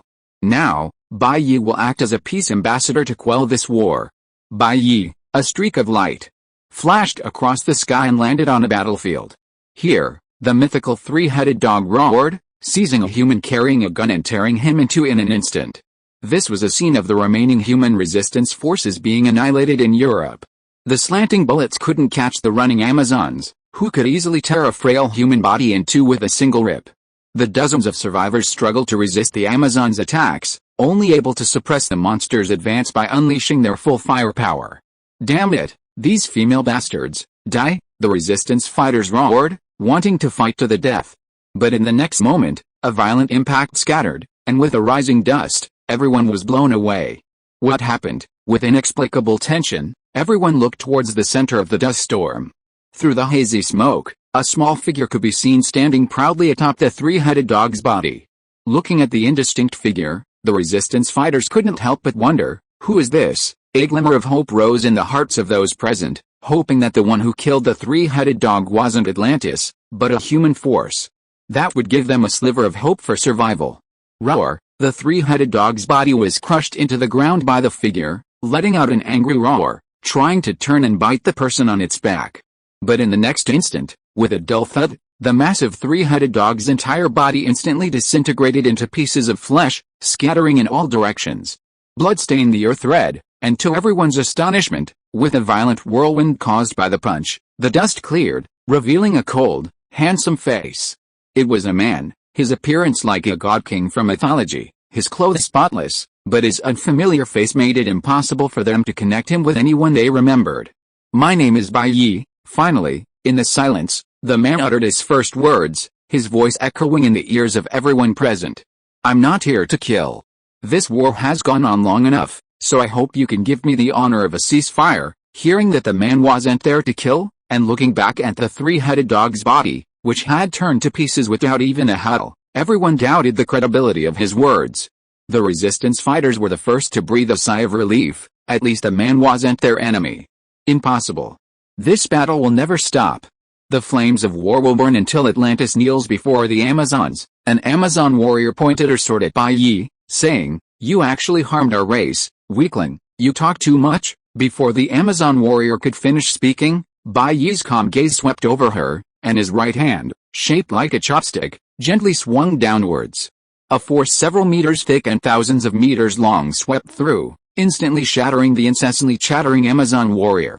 The force of the energy then traveled backward, turning the skyscrapers of London's ruins to dust in its wake. The terrifying energy relentlessly crushed London, heading towards the Atlantic Ocean. Under Bai Ye's hand strike, Before his very eyes, the entire continent of Europe was instantly cleaved in two. Chapter 239. A tough nut to crack. Silence, utter silence. The scene fell into an even deeper silence than before. Everyone could almost hear their own hearts pounding. Watching the force of energy cleave the heavens and earth in two, tearing apart the thick earth and floating clouds, everyone felt like they were hallucinating. Had they seen it wrong? The Amazon warrior who could dodge bullets before was simply crushed to death. But now, the earth itself had been ripped open into a bottomless abyss, its edges smooth as a mirror, with a deviation of no more than 0.01. This miracle, reminiscent of Moses parting the sea in mythology, left everyone speechless. Now, are you willing to give me some face? A smile appeared on Bai Ye's face. He was too lazy to waste time with these people, directly flexing his muscles slightly, skipping the opening scene with his fist. What do you want to do? An Amazon warrior asked, forcing a smile. Bai Ye raised an eyebrow slightly. So, what he had just said hadn't bothered them at all, they hadn't taken it to heart at all. Peace, I want to bring peace to this planet. Enough people have died in this war, Bai Ye repeated. Looking at the massive lines that stretched across the field, dividing the hills, the Amazon gritted her teeth and said, this is war. I have no right to stop, and I will not stop. Oh, Bai Ye narrowed his eyes, looking at the Amazon female warrior. He suddenly remembered that these guys were all remnants of the old world, their thinking as rigid as if etched into their very bones. In other words, a simple threat of death wouldn't make them kneel and surrender. Even knowing their personalities, it was still a little unpleasant to have his good intentions rejected. Bai Ye's eyes narrowed slightly. The harder the bone, the more he wanted to gnaw on it. After all, he had good teeth. If reasoning didn't work, he'd try bribery. If bribery didn't work, he'd try coercion. If coercion didn't work, he'd resort to violence. If violence didn't work, he'd eat hot dogs. Anyway, there was always one that suited them. He watched as these Amazon warriors gripped their weapons tightly, staring nervously at him. Bai Ye suddenly smiled wickedly and said, are you sure you don't want to give me face? I'm willing. At this moment, a member of the resistance raised his hands in a French military salute and shouted, I'm willing to accept peace. Peace is good. Peace is good. Bai Ye looked at the resistance members speechlessly. Who asked you that? Facing Bai Ye's question, the Amazonian took a breath and firmly said, we only obey the Queen's orders. Good, spirited. Bai Ye smiled and clapped lightly. But a moment later, as the applause stopped, his body transformed into a blur, instantly breaking all four limbs of the Amazonian female warriors present. When they came to their senses, they felt intense pain emanating from their severed limbs, suppressed groans constantly escaping from their mouths. I will go find your queen. When your noble queen kneels before me, I hope you won't regret it. Bai Ye's tone was calm, now it was a test of who had the better teeth. The next moment, Bai Ye vanished, leaving only the resistance soldiers staring at each other and the wailing female warriors. Captain, what should we do with him? A rebel looked at the defenseless Amazon warrior, a surge of vengeful urge rising within him. What do you want to do? The Amazon warrior, now powerless to resist, revealed a hint of fear in her eyes. Forget it, let's wait for that person to return. The captain hesitated, stopping his teammates' impulse to act, lest they risk their lives for a trivial matter. Meanwhile, in the underground tunnel, Bai Ye roughly withdrew his hand, pulling the head of Amazon Queen Diana from the stone wall. For him, with his senses fully activated, finding a specific person in a city was a piece of cake. In just a few seconds, Diana, who was interrogating the American soldiers with a lasso of truth, was found by Bai Ye and shoved back into the stone wall.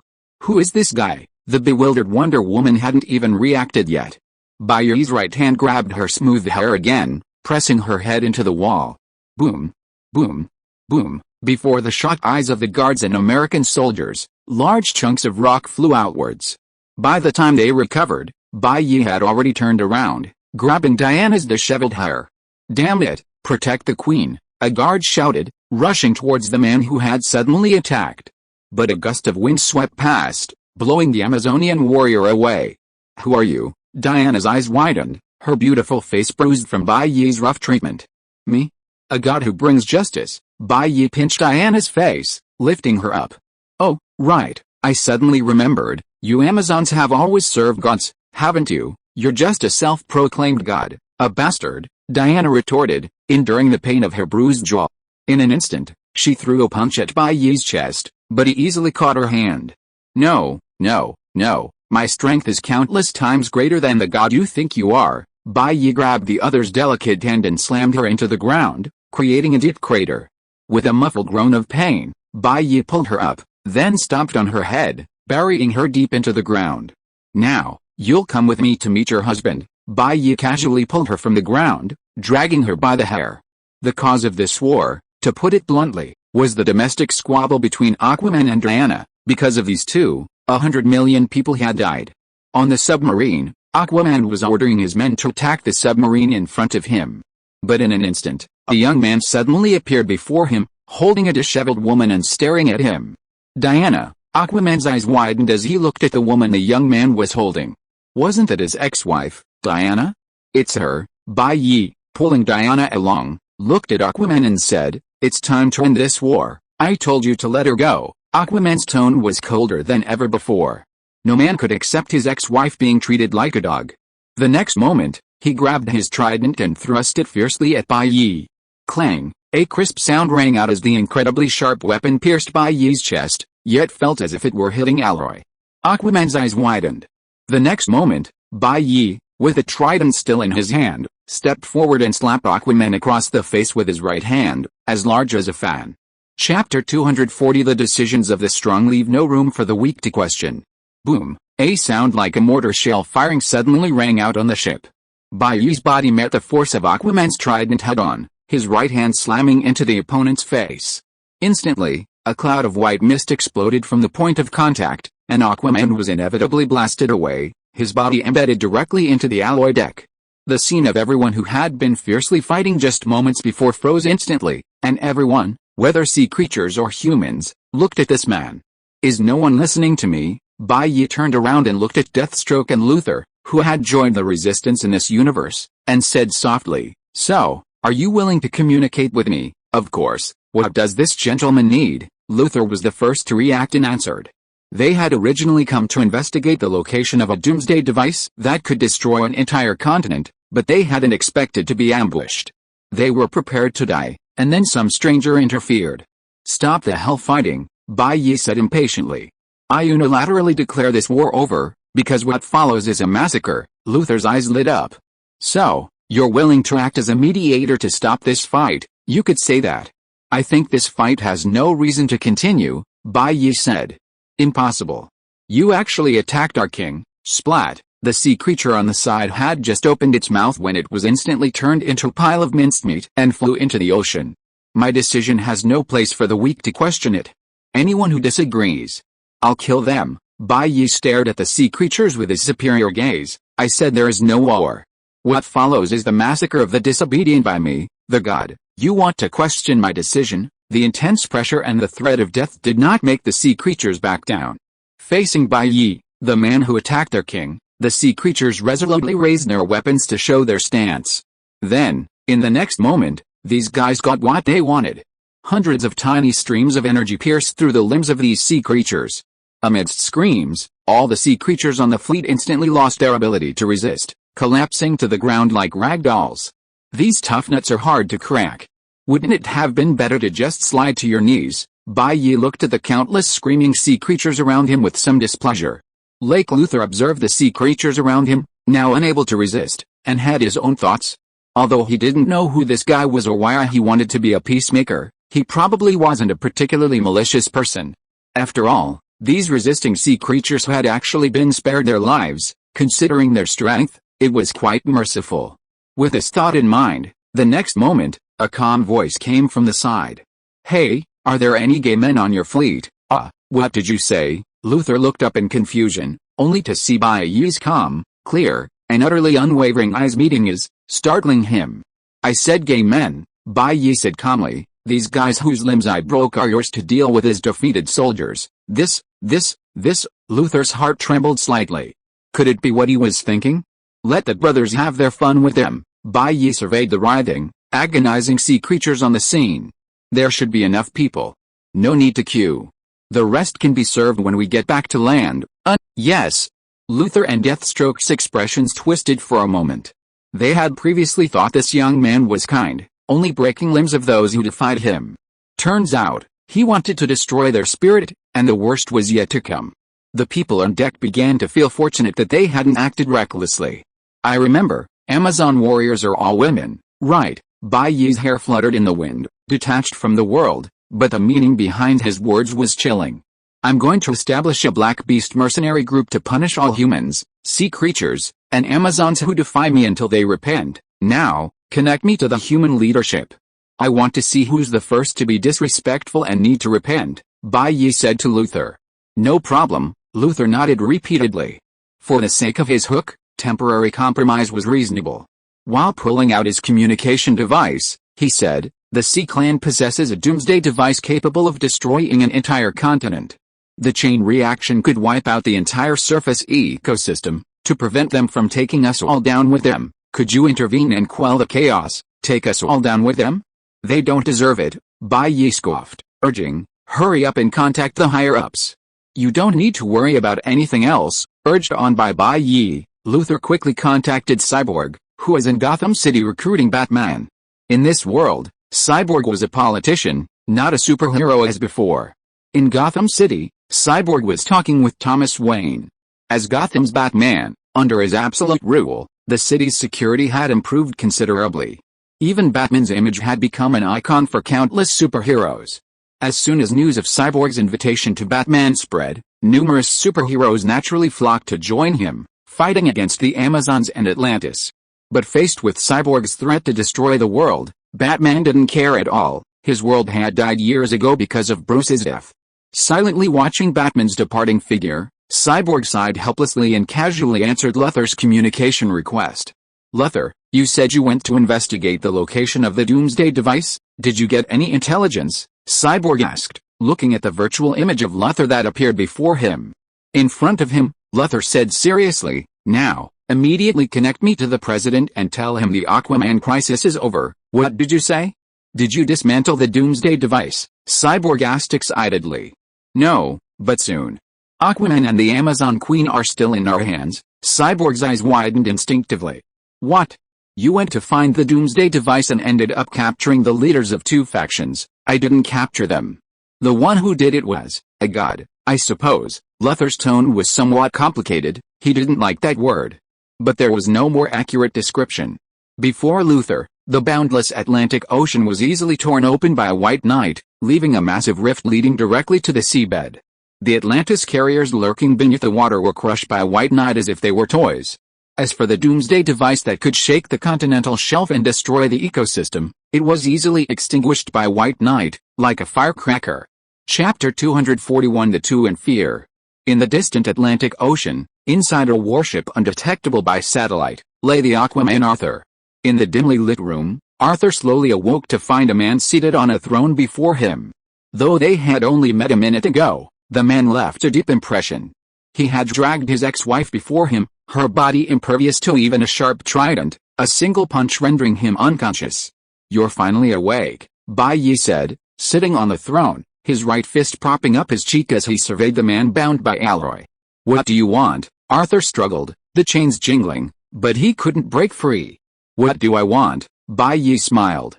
I don't want to explain again.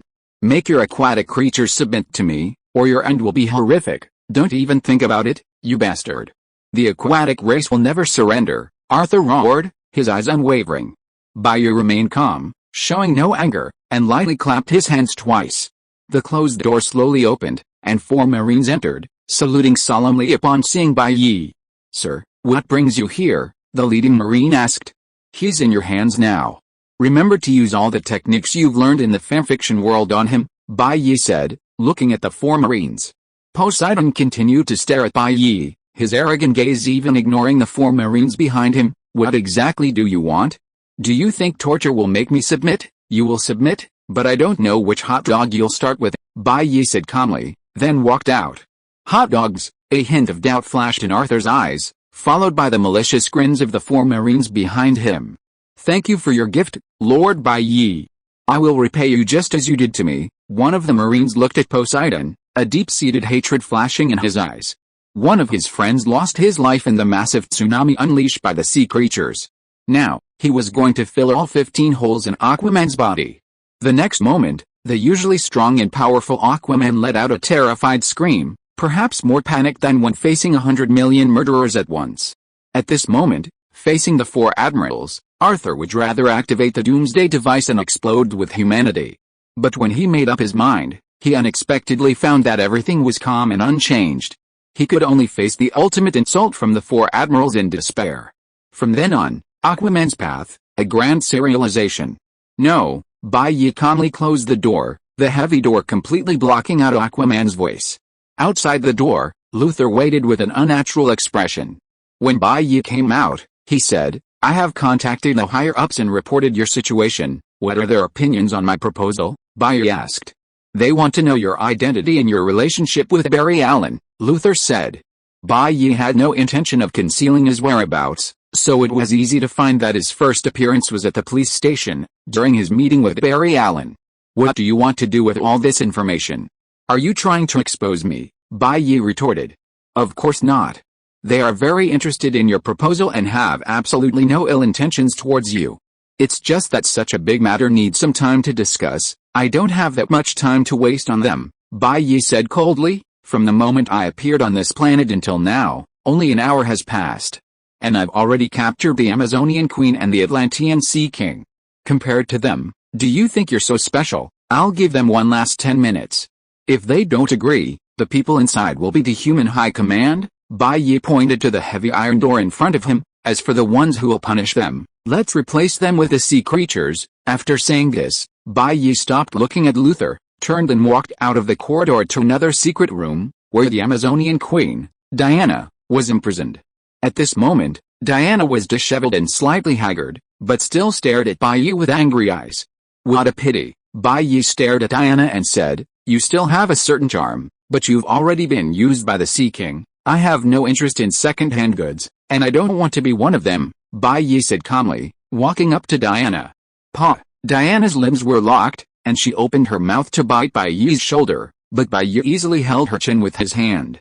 "Still so hard on," Bai Ye said, slowly levitating his body, quickly positioning his waist in front of Diana's face. What do you want to do?" Diana stared at Bai Ye with wide eyes. "What do I want to do? You and your ex-husband say almost the same things when faced with problems." Bai Ye smiled and said, "By the way, he's enjoying himself on the other side of the wall right now. With your physical abilities, you should be able to hear the sounds." Hearing Bai Ye say this, Diana subconsciously focused her attention on the room in front of her, and soon heard a series of painful groans and the excited roars of several men. In Diana's memory, Aquaman Arthur had always been a tough, steely figure, whose expression wouldn't change even under the most severe torture. But the voice coming from the other side was exactly like Arthur's. What was going on? "Want to know?" Bai Ye looked down at Diana's thin lips and asked. "Arthur shouldn't have done this to you, right? You don't mean to." The next moment, Diana was speechless. But what greeted her was Bai Ye's comforting words, "Don't worry, with the strength of your jaw muscles, you can't break my defenses." Thus, an hour later, Aquaman, who had been severely tortured by the four admirals, didn't utter a single sound of surrender or begging for mercy, except for the initial panic and pain. He was indeed a man, enduring such inhuman torture, but his spirit was almost at its limit. He was almost unconscious when he heard a huge explosion that nearly woke him up. "How was it? How was it, Arthur?" The familiar voice made Arthur perk up, and then he realized that the four admirals had disappeared at some point. He tried to turn around, but heard another scream behind him. "Arthur, don't turn around." It was Diana's voice, so panicked, like a delicate young girl encountering a serial killer. So, what had happened to Diana behind him? And how had she seen him in such a disheveled state? At this moment, both of them were gripped by unprecedented terror. Chapter 242 Humanity's Victory. On deck, the four admirals, summoned from the deck, gazed up at the starry sky. "He's so strong. Even after enduring so much torture, he still persevered," one of the admirals remarked. "HMPH, it's precisely this stubbornness that has led to so many deaths," another admiral scoffed. But regardless, one fact they all had to acknowledge was undeniable: Aquaman's will was truly unprecedentedly strong, the most resilient man they had ever known. No matter the torture, bananas, durians, or watermelons, Aquaman endured this superhuman pain with his sturdy body, without even uttering a whimper. But now, inside the secret chamber behind the admirals, terrified cries echoed. This man, whom even the admirals genuinely admired, was now suffering a massive mental breakdown.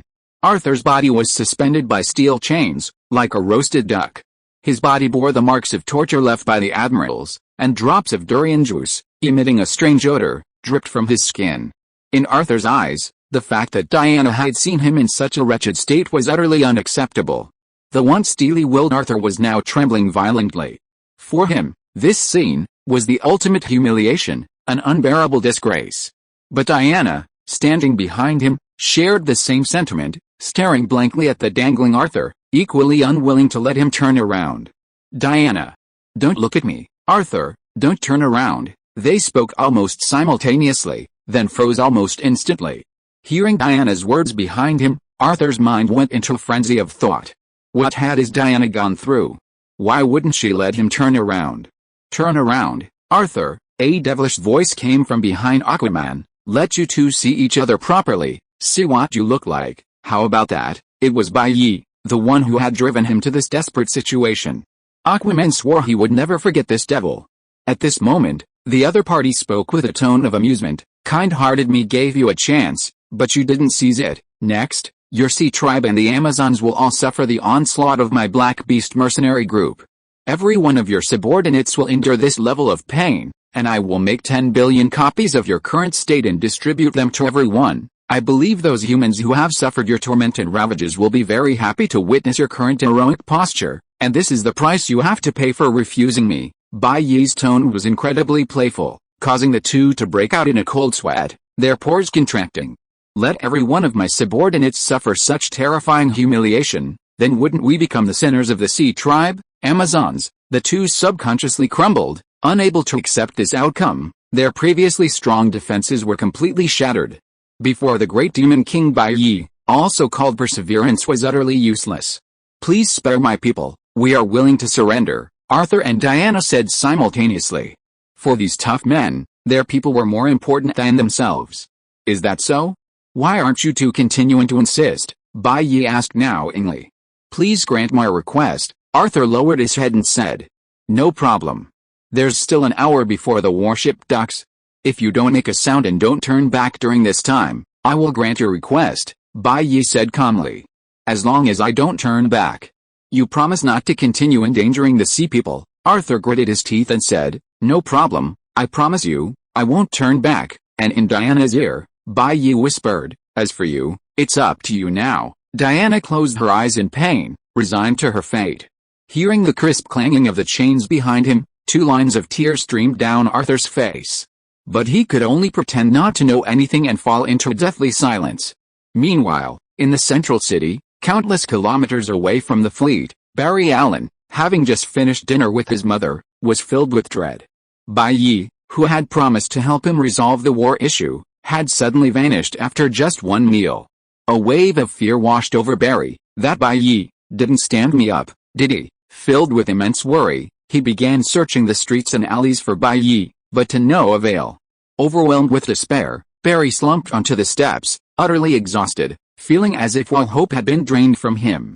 Whoa whoa whoa whoa whoa. As Barry slumped in despair, cheers erupted from the surrounding buildings. What's going on? Barry looked up in confusion, seeing the brightly lit buildings around him, the joyful screams echoing everywhere. Then, countless pedestrians poured out of the buildings, running and cheering wildly in the streets, shouting long live peace. I remember, this definitely didn't happen in the previous timeline. Barry's eyes were filled with doubt, then a strange sense of anticipation rose within him. He quickly stepped forward and gently pulled a young man aside, asking, what happened? Why is everyone so excited? Don't you know? The young man looked at him with surprise. World peace has been achieved. The war is completely over. Those bastards from Amazon and Atlantis have surrendered. They're talking about it on TV right now.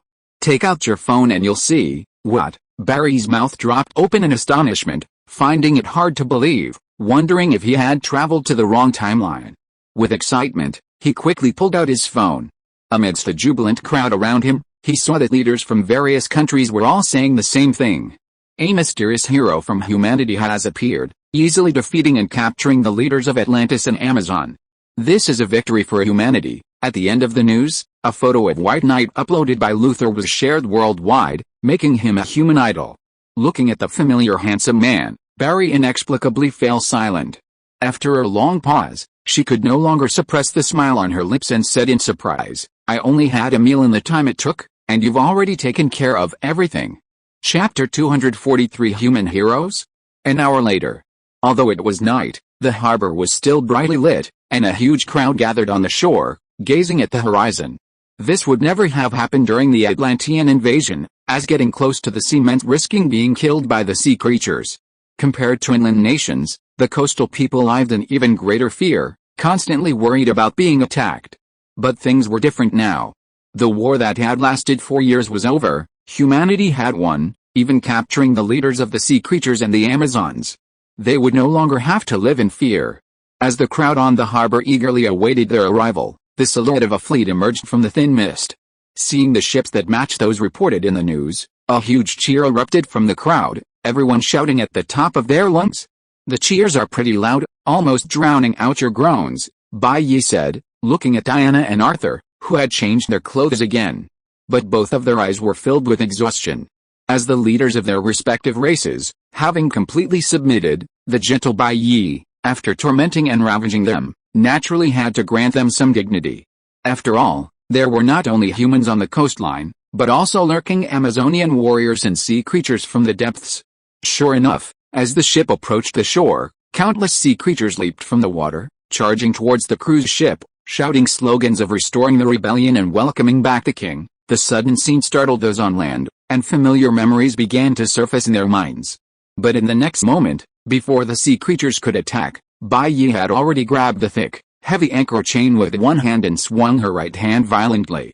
In the blink of an eye, the tens of thousands of tons of the ship were thrown into the air, a tremendous sense of weightlessness enveloping everyone on board, but due to the force of the field, their bodies were firmly fixed to the ship. Simply put, it was as if their bodies were flying on the ship, their souls chasing after them. In front of the tens of thousands of tons of the ship being swung around, these leaping sea creatures were like flies. In a single exchange, countless sea creatures were reduced to a bloody pulp, embedded in the side of the ship and impossible to remove. Boom! The massive ship crashed into the water, creating a huge wave. As the seawater washed over the bloody pulp, a bloody stench filled the azure surface. Amidst the flying bone fragments and flesh, silence fell. The Amazonian warriors, who had been poised to strike, were speechless, staring at the figure holding the anchor, abruptly halting their leaps. And so, under everyone's gaze, Bai Ye single-handedly dragged the massive ship towards the harbor, his figure gradually emerging from the sea mist. The next moment, cheers and shouts even more excited than before erupted. Everyone cheered at the godlike figure. Cyborg was the first to use his thrusters to fly up, arriving before Bai Ye. His mechanical eyes could clearly record Bai Ye's image into the live stream. Now, everyone saw Bai Ye's face through the video. Cyborg smiled and said, "Hero of humanity, now receive the cheers of the people. We have prepared a grand welcoming ceremony for you. To show our respect, representatives from various countries have come." Looking at the politician Cyborg's insincere smile, Bai Ye nodded calmly. After pulling the ship completely into the harbor, Luther said to the silent Aquaman and Diana beside him, "Prepare to face the people's malice." Aquaman slowly nodded, wanting to walk, but taking a step. The injuries he had sustained in the ship's secret chamber caused cold sweat to pour down his forehead. He could only endure the pain, walking step by step with Diana down the ship.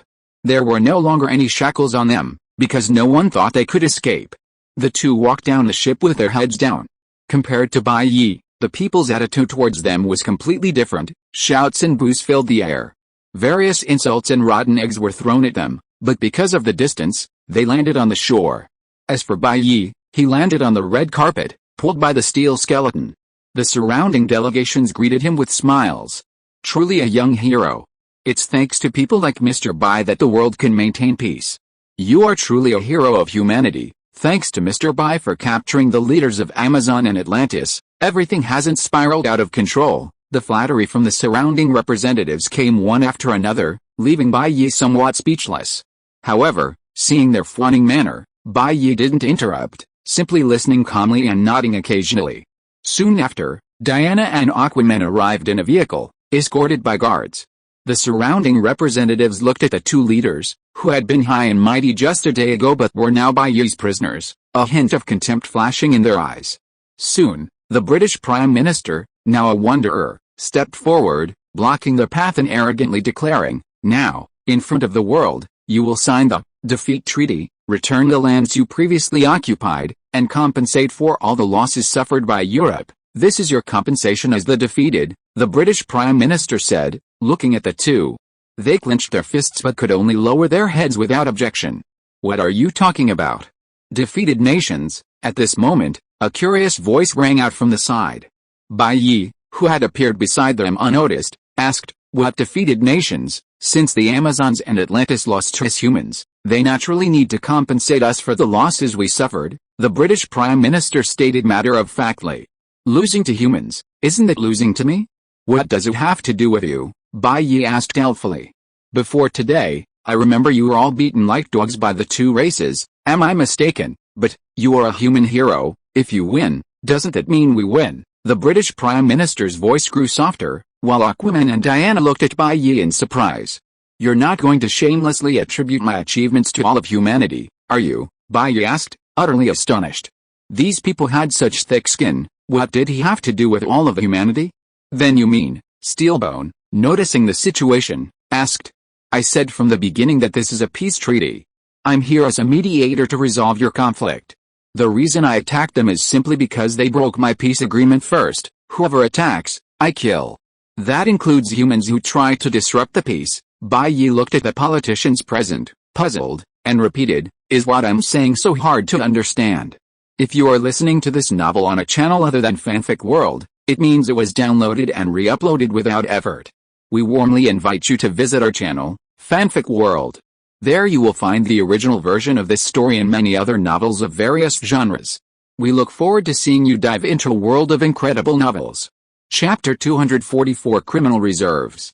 The welcome party fell silent after Bai Ye's words. Looking at the composed, matter-of-fact young man, no one knew how to respond. The main issue is the deceptive nature of Bai Ye's actions. He appeared when humanity was at a disadvantage in the war, easily defeated the Amazons and Atlantis, and dismantled their key weaponry. Coupled with their human appearance, even Diana and Arthur believed Bai Ye was on humanity's side. But Bai Ye didn't see it that way. He had always considered himself a god. His stance was that of Bai Ye, unbiased by humans, mutants, or any race or ethnicity. Bai Ye wanted to maintain peace because of Barry Allen, not because of humans. Bai Ye was attracted to Gwen Stacy and lusted after her body, not because of humans. The same would apply to Rogue, a mutant, or Camilla, a vampire, given the same conditions. Gods are impartial and selfless, just like Bai Ye's actions at this moment.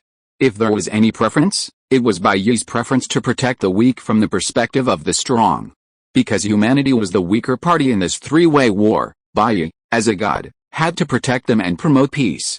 However, he couldn't stand by and watch the relatively stronger Atlantis and Amazons be humiliated by the weaker humans because of his own actions. After all, protecting sheep from being eaten by wolves was already going against the natural order.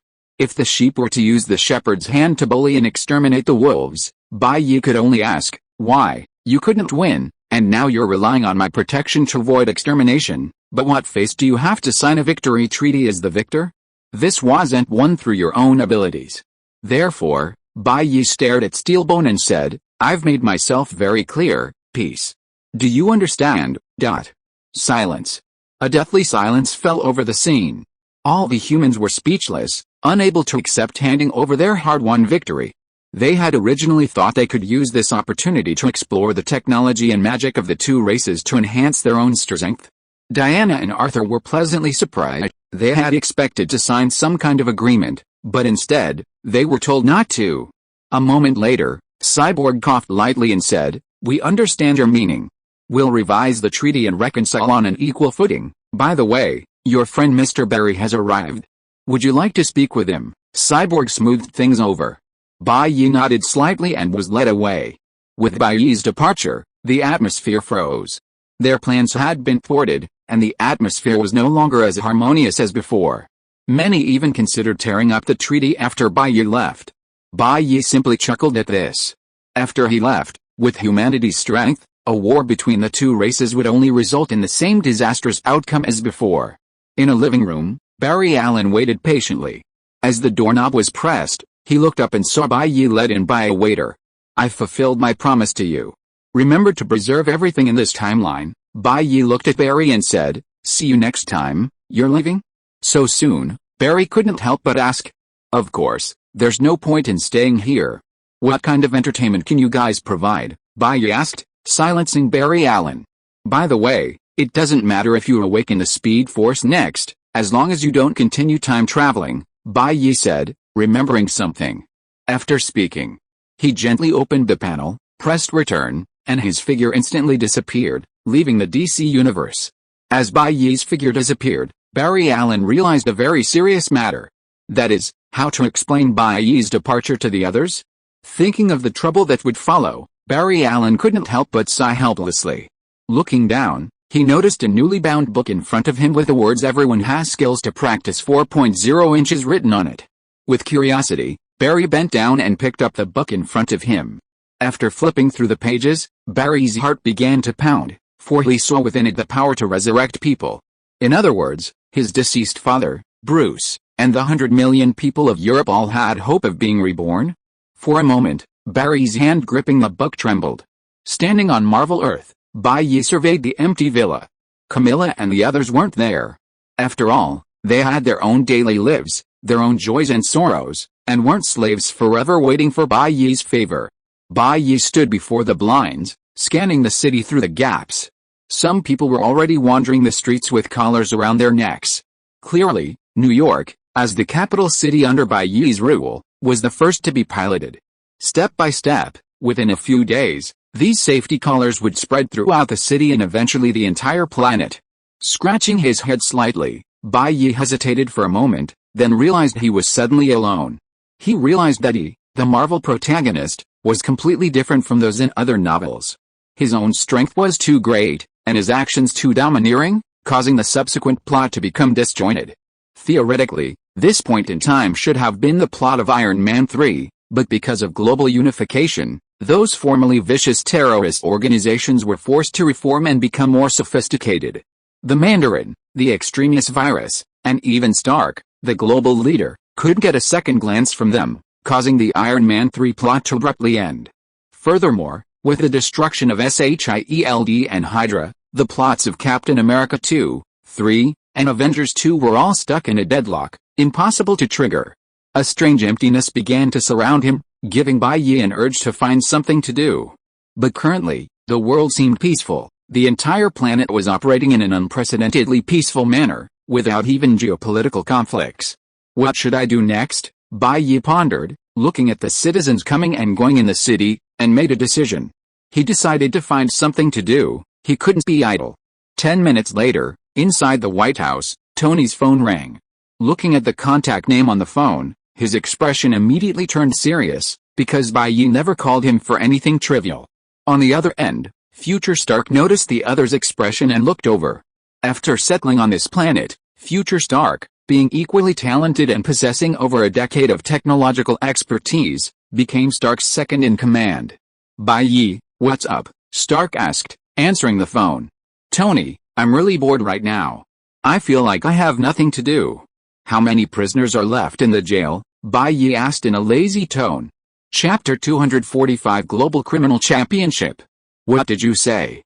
"Criminal reserves." Stark was stunned by Bai Ye's question. "Yes, criminal reserves." "How many death row inmates are still pending execution globally?" Bai Ye inquired. "About 70,000, Stark immediately replied, having Jarvis pull up the data. Recently, because Bai Ye suddenly announced a crackdown on crime, a group of people were arrested as examples, resulting in a relatively large number of criminals yet to be executed. 70,000 death row inmates? That's a bit low. Bai Ye clicked his tongue in dissatisfaction. "What are you planning?" Stark asked, a sense of unease creeping into his heart. "Nothing much, just want to use the remaining criminal reserves to stage a live-streamed battle royal. Everyone's going to die anyway, might as well entertain the masses," Bai Ye said nonchalantly, words that sent a chill down Stark's spine. Before he could speak, Bai Ye made the final decision. "It's settled then. A tournament for all types of criminals will be held in 3 days. Each group will consist of 1,000 people, competing in sports, games, athletics, art, literature, cooking, and singing. After all, Bai said, everyone has their own unique talents. Even the most worthless death row inmates must have some skill to be proud of. Each track will have a limit of 1,000 people, with 70,000 people spread across 70 tracks. The 999 who fail will be executed on the spot, and the remaining one will stand out and receive my pardon, commuting their death sentence to life imprisonment, with further reductions possible. What exactly do you want to do? Stark said through gritted teeth. Although his tone was resolute, he felt a shameful urge to participate in Bai Ye's proposal. After all, he had previously been a globally renowned playboy, doing whatever he pleased, and Bai Ye's proposal had directly hit his sweet spot. A death match, loser eats dust, winner gets a pardon. This kind of life or death gamble is inherently adrenaline pumping, and a movie about it would be a massive hit. Moreover, the participants are all death row inmates, already facing execution by firing squad. The winner gets a life sentence, significantly reducing the sense of moral guilt. Audience, we can watch criminals fight? Is this for real? Criminals, I got in here for killing people, and I can get out just by killing someone again? Is this for real? This game is freaking thrilling. Stark can already imagine the public outcry when this gets out. What do I want to do? I'm just bored and looking for something to do. Bai Ye's tone was incredibly seductive. Don't tell me you're not tempted. I don't believe you, Stark. Faced with Stark's guilty silence, Bai Ye smiled and said, alright, just tell Kingpin to take care of it. With inexplicably complicated feelings, Stark slowly nodded and said, okay, I'll tell Kingpin. Hearing the sound of the phone hanging up beside him, Stark suppressed his pounding heart, trying not to get too excited. A minute later, Kingpin, who was vacationing at the beach, received the message and immediately sat up from his deck chair. Mr. Bai wants us to do this? Absolutely no problem. I'll inform Rodriguez right away. 3 days, right? Sure, I'll have those superhumans mark out a few arenas in Antarctica. Just criminals? I feel their strength might not be enough for a proper fight. They can barely blow up a few buildings. Mr. Bai might find it unexciting. How about I have Bullseye and the others kill a few people and commit crimes, then throw them in to improve the quality and ceiling of the battles? No. What a pity. Okay, sure, leave it all to the two of us. Oh, and we'll need your AI to help out. Let him be the referee. Excitedly hanging up the phone, Kingpin nudged Rodriguez, who was sunbathing beside him, and said, get up, we have something to do. Mr. Bai's orders. Rodriguez, his face full of loyalty, scrambled to his feet nervously. Mr. Bai's orders? When did they come? Just now. A big project, the Global Criminal Death League. Late at night, in a prison in the southern hemisphere, a middle-aged man in a black and white prison uniform, his face covered in stubble, sat in a corner.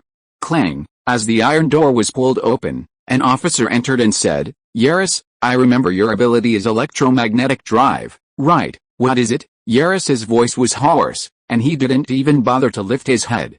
Because of his impending death, he had lost all will to live and didn't want to talk to the officer. I heard your electromagnetic drive can destroy a building with a single blow. If it weren't for Professor X's mind control, you could almost have escaped from this encirclement, the officer said, receiving only silence in return. The officer didn't mind Yaris's silence, but smiled and said, want to live? Here's a chance for you to survive. What do you mean? As the officer expected, the man immediately raised his head, his eyes filled with a desire for life. The officer didn't speak, but grabbed a stack of forms, channeled his inner energy, and threw them at the man. Infused with internal energy, Yalis casually grabbed the razor-sharp paper and began browsing it effortlessly in the dimly lit room. Global Criminal Death Race 1. Superpower Group Championship 2. Regular Group PUBG Mobile Gunfight 3. Death Race Rally, 35. I am a singer 36. Chess 37. Dance 38. Painting. What is this? Yalis couldn't help but ask, looking at the form before him. That lord recently wants to hold a multi-dimensional competition among prisoners, and the winner can have their death sentence commuted to life imprisonment. The officer continued, looking at Yaris's brightening eyes. With your strength, you have a very good chance of winning in the superpower group. Don't let me down. Yaris wasn't blinded by the good news, and continued, why are you so enthusiastic? Is this also a good thing for you? Of course. The winning region will receive a huge influx of resources from President Kingpin for the next 3 years, and the upward mobility will be much easier. This is great news for the entire region. There are over 200 regions globally, and only about 70 spots are available for the winner.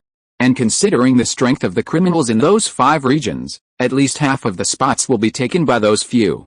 We need to step up our game, so we will be giving you comprehensive special training. With your strength, it's not impossible for you to win first place. After you receive your pardon, you will receive our outstanding criminal medal. Although we can't pardon you directly, if you behave well, your life sentence can be commuted to 10 years, 10 years to 3 years, 3 years to being a minor, and then you'll be released. Chapter 246 on the White Knight. As New York City residents awoke at dawn, a bombshell announcement swept through the city. The current and eternal ruler of this planet, the White Emperor, would be holding a global criminal death match in 2 days. Prisoners would wager their lives, showcasing their talents. The capable would be pardoned, the losers left to rot in the dust. The entire event would be broadcast live, and the district of the winning prisoner would receive a massive influx of resources. Everyone was on the lookout for the news. Upon seeing it, everyone thought they were seeing things, that such an absurd thing couldn't possibly happen. But then, considering the Emperor's personality, it didn't seem impossible. After all, on the day he ascended the throne, he had declared that to ensure a sufficient number of participants for his own battle royal, each region must maintain a certain population limit. The only difference was that the participants weren't all the planet's inhabitants, but only the prisoners about to be executed. Immediately, global discussion erupted, with New York City suffering the most. After all, not long ago, Bai Ye had personally taken action, instantly wiping out all the criminals in New York City. Now, finding a criminal in New York is harder than finding someone without internal energy cultivation. But regardless, this kind of spectacle, where people around the world are eager for drama without getting hurt, immediately turned into bloodthirsty spectators, engaging in heated discussions. Suddenly, all sorts of news were rampant, especially since the official website allowed searching for each criminal's name, criminal record, and capture process. The release of the seed criminals list, each one sparking massive discussions, made the World Cup seem like a niche event. While the world was engrossed in this heated discussion, inside the villa, Bai Ye, the instigator of it all, sat leisurely in a recliner, slowly flipping through a book in his hands, like a serene and handsome man. The book in Bai Ye's hands was just an ordinary science fiction novel, and his reading speed was kept at a normal level. He wasn't using quantum speed reading. At this moment, he was experiencing life as an ordinary person. It can only be said that once you possess power, authority, and wealth, and can almost have everything you desire, returning to experience the life of an ordinary person feels completely different. After all, when poor, one is treated like a beast of burden. When rich, one experiences life. There are still 2 days until the start of the competition, and all he needs to do is patiently wait for it to begin. Having gained eternal life, time is the one thing he has no shortage of. While whiling away the hours and experiencing life in the White Knight, on the rooftop of a university near Fifth Avenue in New York, space slightly distorted. The instant the distortion subsided, a graceful, veiled girl wearing a white hood and a black and white outfit with a clear dividing line at her chest suddenly appeared. The girl vanished into the shadows like a nimble assassin the moment she appeared, glancing down at the watch on her wrist, which displayed her location in this universe. According to the traces of that being who travels through time, he should be in this universe. I should gather information about this universe first, the beautiful veiled girl murmured to herself, looking down at the school buildings below, preparing to leave. Her fingers rested on the railing, and with a gentle flip, she descended like a butterfly, ready to leave the school. But a calm voice made the girl pause. Okay, turn to page 13. In 2003, our Emperor Bai Ye officially turned 11. This is a major turning point in his life. Inside the classroom, a teacher was lecturing to dozens of students in a calm voice. 2003? Emperor? What is all this about? The girl thought to herself, but she also had a vague premonition that this was definitely related to the event she was trying to uncover. Filled with curiosity, the girl huddled in a secluded corner, listening intently. But what she saw and heard next completely overwhelmed her. The teacher was holding a book with a title on Bai Ye on the cover, lecturing with utmost seriousness. In 2003, our emperor's parents ended their lives in Little Lane. The cause of death was homicide. By the time the police found their bodies, their organs had already been removed, according to the textbook's author, Scholar Smith, who was once His Majesty's fitness instructor. The reason for their murder was to pay off high-interest loans incurred from gambling. This is a very important point, you must remember it. The teacher tapped the blackboard. Then, the screen on the classroom podium lit up, displaying a map of New York City. The teacher pointed to the map solemnly and said, "In the same year that the Emperor's parents died, our His Majesty, who was then a primary school student, began what scholars call the Great Migration North. At 2 p.m. New York time on July 6, 2003, His Majesty's residence was forcibly moved from Liu Street to Chinatown, where he was adopted by Li Shiqian, a low-level gangster, thus officially entering the world of organized crime." According to scholars, this move laid the foundation for His Majesty's decisive and ruthless character, but it also forced him into the bloody world of the underworld at a young age. As the teacher spoke, the students below were all engrossed, occasionally letting out gasps of surprise, leaving the girl huddled in the corner completely speechless. She wondered to herself, what kind of narcissistic person would include a course in school based on their own past experiences? With this suspicion, the girl briefly searched the entire school and discovered that the history taught in each grade's textbooks was different. It's mainly divided into Theory of White Knights, the History of the White Knight World, and the new edition of Theory of White Knights in 2011. Moreover, this isn't an independent discipline, but rather linked to politics, economics, and so on. Courses like modern politics and modern finance all involve this guy.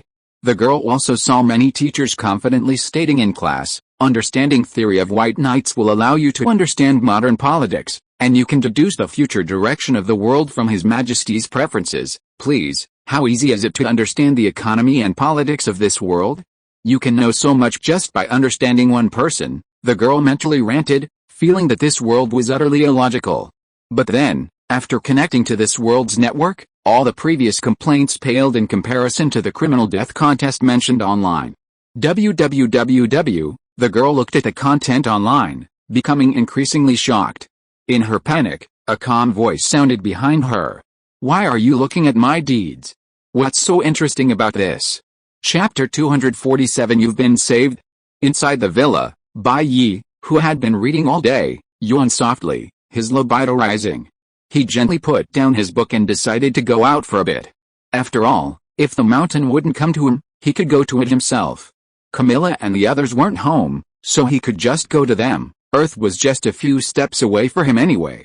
Whoever I find, I'll go for it, Bai Ye thought to himself, gently placing his book on the table.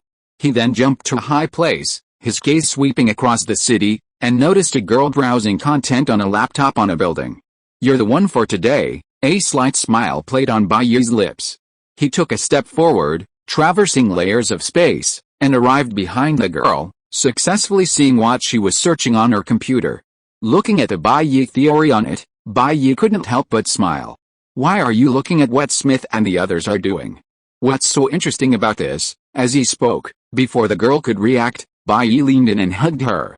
His right hand gently covered her baby milkshake. But the next moment, the softness and fullness he felt in his hand made Bai Ye pause slightly. "This feel isn't right," Bai Ye muttered to himself, his previously dormant mental processing power unleashed. He instantly generated the other person's three-dimensional data simply through contact. In a flash, he confirmed that, in terms of size, she was indeed larger than Gwen.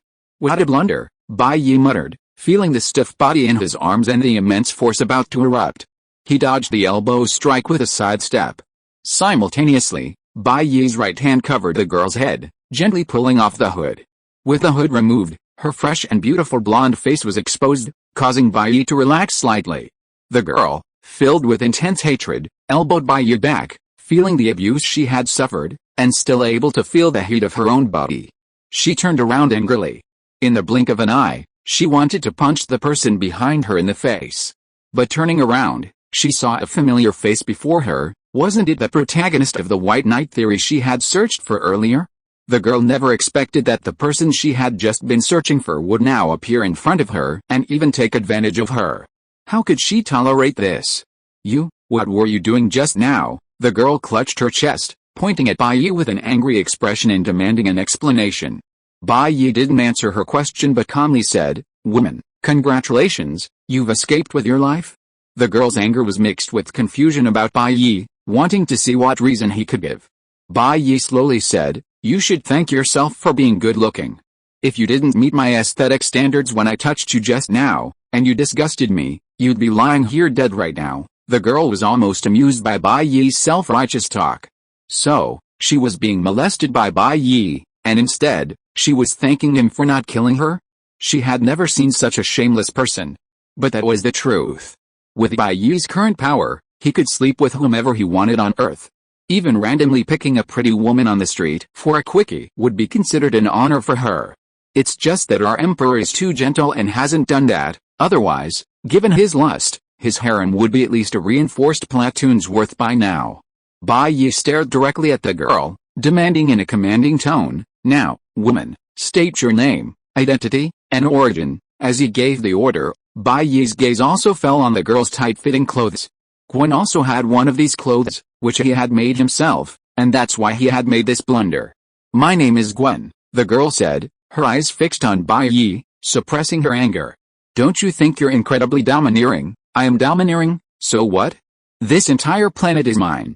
You've stepped onto my territory, and even you are now under my control." "What, you're not convinced?" Bai Ye said, a knowing glint in his eyes. The moment he heard her name, he understood the situation perfectly. He had probably triggered another plot twist. "You're a fascist," Gwen accused viciously, wanting to teach the boy a lesson, but sadly feeling she couldn't possibly win. "Fascism? No, this is democracy. The whole world voluntarily elected me as emperor," Bai Ye said. Looking at Gwen, so different from the one he remembered, Bai Ye unusually slowed his tone. "Now, answer my question. Tell me your purpose for coming here.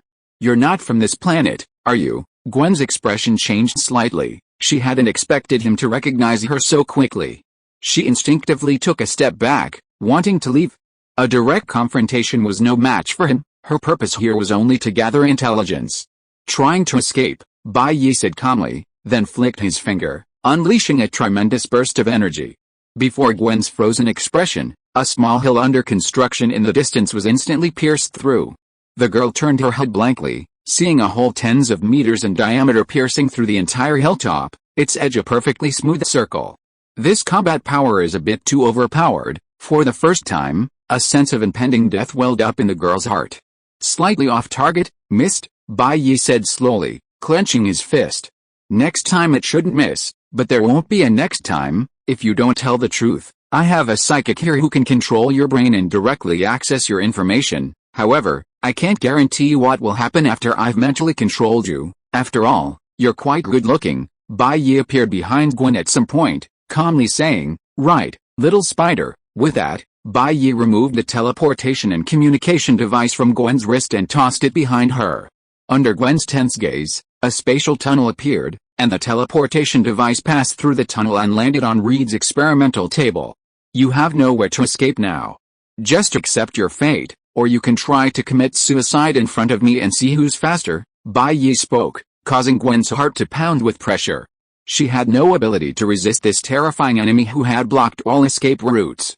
Thinking about what it would be like to be mind-controlled, the girl could only sigh helplessly and say, "I understand, I'll cooperate." Chapter 248 Spider-Man's Adventures Across the Universe. On the university rooftop, the sun shone warmly, and a gentle breeze blew. Bai Ye leaned against the shade, enjoying the coolness, listening to Gwen recount his origins. According to Gwen, he came from an organization comprised of Spider-Man counterparts from different universes, their purpose being to prevent people or objects from arriving in other universes due to space-time distortions. Even if these stowaways themselves were not hostile, the differences between universes would cause devastating environmental pollution. "Imagine," Gwen explained seriously, raising her index finger, "when a 2D anime-style character arrives in a 3D or live-action universe, how will the world and the character be compatible? In that case," Bai Ye continued, "the world will react negatively due to the version difference, forcibly eliminating the outsider, but the outsider's very existence is like cancer cells, polluting vast areas of the environment before being destroyed, potentially even causing the destruction of the universe." "Like you?" Bai Ye asked, looking at her. "What? Like you?" Gwen asked, then suddenly let out an unbearable scream. Waves of pain, like being pricked by needles, emanated from her body, followed by tiny, colorful, scrambled codes, like shards of glass, enveloping her. Bai Ye observed this scene calmly, his expression unchanging, showing no intention of helping. No wonder Bai Ye had sensed something strange about Gwen's appearance when he first saw her. While beautiful, there was an underlying sense of incongruity. It turned out her universe was biased towards the two-dimensional world. He also realized the plot. It was probably a Spider-Man anime movie crossover. Bai Ye was now aware of his tendency to inexplicably get caught up in various plots. But compared to his previous unease and frustration, Bai Ye had now adapted to and enjoyed the protagonist's treatment, with the whole world revolving around him. This was the invincible ease. Just when he was bored and had nothing to do, amusement seemed to grow legs and come knocking on his door one after another. It wasn't so bad. However, sometimes too many things came at once, leaving him unsure of where to start. If he could, Bai Ye would even like to make these events like going to the bank, with a lottery system in advance, making things more orderly. After finishing this task, she could move on to the next one in an orderly fashion, making things easier. The garbled code on Gwen's body appeared and disappeared quickly, and the girl returned to normal. She complained somewhat discontentedly, "The watch you took from me earlier was the device that made my body compatible with the world. This happened after you took it off." "Oh," Bai Ye nodded, still not intending to return the watch, but continued to ask, "But I also traveled through the universe once before, so this didn't happen. Is it because I'm too strong, traveled through the universe?" "It really was you." Gwen's eyes widened. Sure enough, this guy in front of her was the culprit she was looking for. Bai Ye asked in confusion, "What do you mean, really me?" "It was you who traveled through time and space and placed a black hole at the landing point in that universe, causing the gravitational field of the entire galaxy to shift, indirectly killing several of our Spider Squad members." Gwen recounted Bai Ye's atrocities as if they were her most treasured possessions. Thinking of the unexpected and tragic deaths of several Spider seniors she knew in her organization, she was filled with righteous indignation. Although this was considered accidental casualties, and the survivors were later revived using the organization's internal resurrection device, it still sparked widespread anger. After an internal resolution, they felt it couldn't be left like this, which is why they sent me to investigate. Bai Ye, if the other party hadn't mentioned it, Bai Ye would have almost forgotten about it. It turns out that the thing he created on a whim had such a miraculous effect. It's really interesting. Thinking of this, Bai Ye shamelessly revealed a smile, almost making Gwen blush. Let's continue with the previous question. Why didn't I experience the situation you described when I came to another universe? Bai Ye asked. Might makes right, so Gwen had to suppress her temper and explained with her arms crossed, because the deviation values of the two universes are similar, and the parameters are also similar. Naturally there won't be any rejection reaction. Our organization mainly monitors the connection between different versions of the universe. For traversals between similar universes, after registration, the connection between the two universes is generally not interfered with. This time, it's mainly because we lost several team members just for the detection. Otherwise, we wouldn't even have come to you about this. Now I've told you everything, can you let me go now? Gwen said. Let you go? Are you kidding me? And then you go back and call for backup? Bai Ye rolled his eyes. Just wait for your teammates to come and rescue you. What do you mean? Gwen had a bad feeling. It's simple. From now on, you won't be leaving this planet. You'll be imprisoned on this 510 million square kilometer planet, and you're not allowed to leave even a step, Bai Ye announced. Imprison me, on this planet? Gwen stared blankly at Bai Ye's words, feeling a sense of domineering authority. Yes, for Bai Ye, the planet beneath his feet was just a few steps away. As long as the girl didn't leave the planet, he could come looking for her anytime, so imprisoning her on this planet was perfectly reasonable. As he spoke, Bai Ye took something out of his special storage, then threw a large wad of cash at the girl. You, don't think about those strange things anymore. Take this money and settle down first. I'll contact you again if anything comes up, Bai Ye said. Why does it feel like I'm being kept? Gwen had this inexplicable thought. Then, seeing Bai Ye about to leave, she hurriedly said, Hey, at least give me back my watch. Without it, I'll be rejected by the entire universe. What do you mean, your watch? On my planet, it's naturally mine, and even your mind, Bai Ye corrected, then added, the watch is still under research. Once we understand its principles, we'll give you a stripped-down version. But my teammates will definitely come looking for me after they discover I'm missing. You don't want that, Gwen continued. Then come along with them. Do you think my methods are more ruthless, or are they stronger? After saying this, Bai Ye lightly leaped in front of the stiff-faced Gwen and instantly disappeared. Before leaving, Bai Ye glanced at the girl again. The multiverse, huh? Perfect timing, a real treasure deliverer. At this moment, Gwen felt that because of her disappearance, many of her teammates would fall into Bai Ye's trap. Chapter 249 Ether Particles. Inside Reed's laboratory, Bai Ye appeared, looking at Reed and asking, "How's your research on the device I just gave you going, Your Majesty? I've only had it for 3 minutes. To be on the safe side, I haven't even dared to trigger its functions recklessly. Give me at least a day to thoroughly understand it," Reed said helplessly. This is a device capable of traversing different universes and shielding against cosmic rejection, while also contacting another organization spanning the multiverse. Bai Ye looked at Reed's increasingly fervent gaze and said, "I hope you understand the principles as soon as possible, and then mass-produce it. Is 3 days enough, Your Majesty? Are you going to kill me?" Faced with Bai Ye's KPI, Reed said helplessly, "Give me at least a month, or perhaps you could personally assist me in my research." A month? Bai Ye frowned slightly. Considering Gwen's current state, a month shouldn't be enough to kill her from cosmic rejection.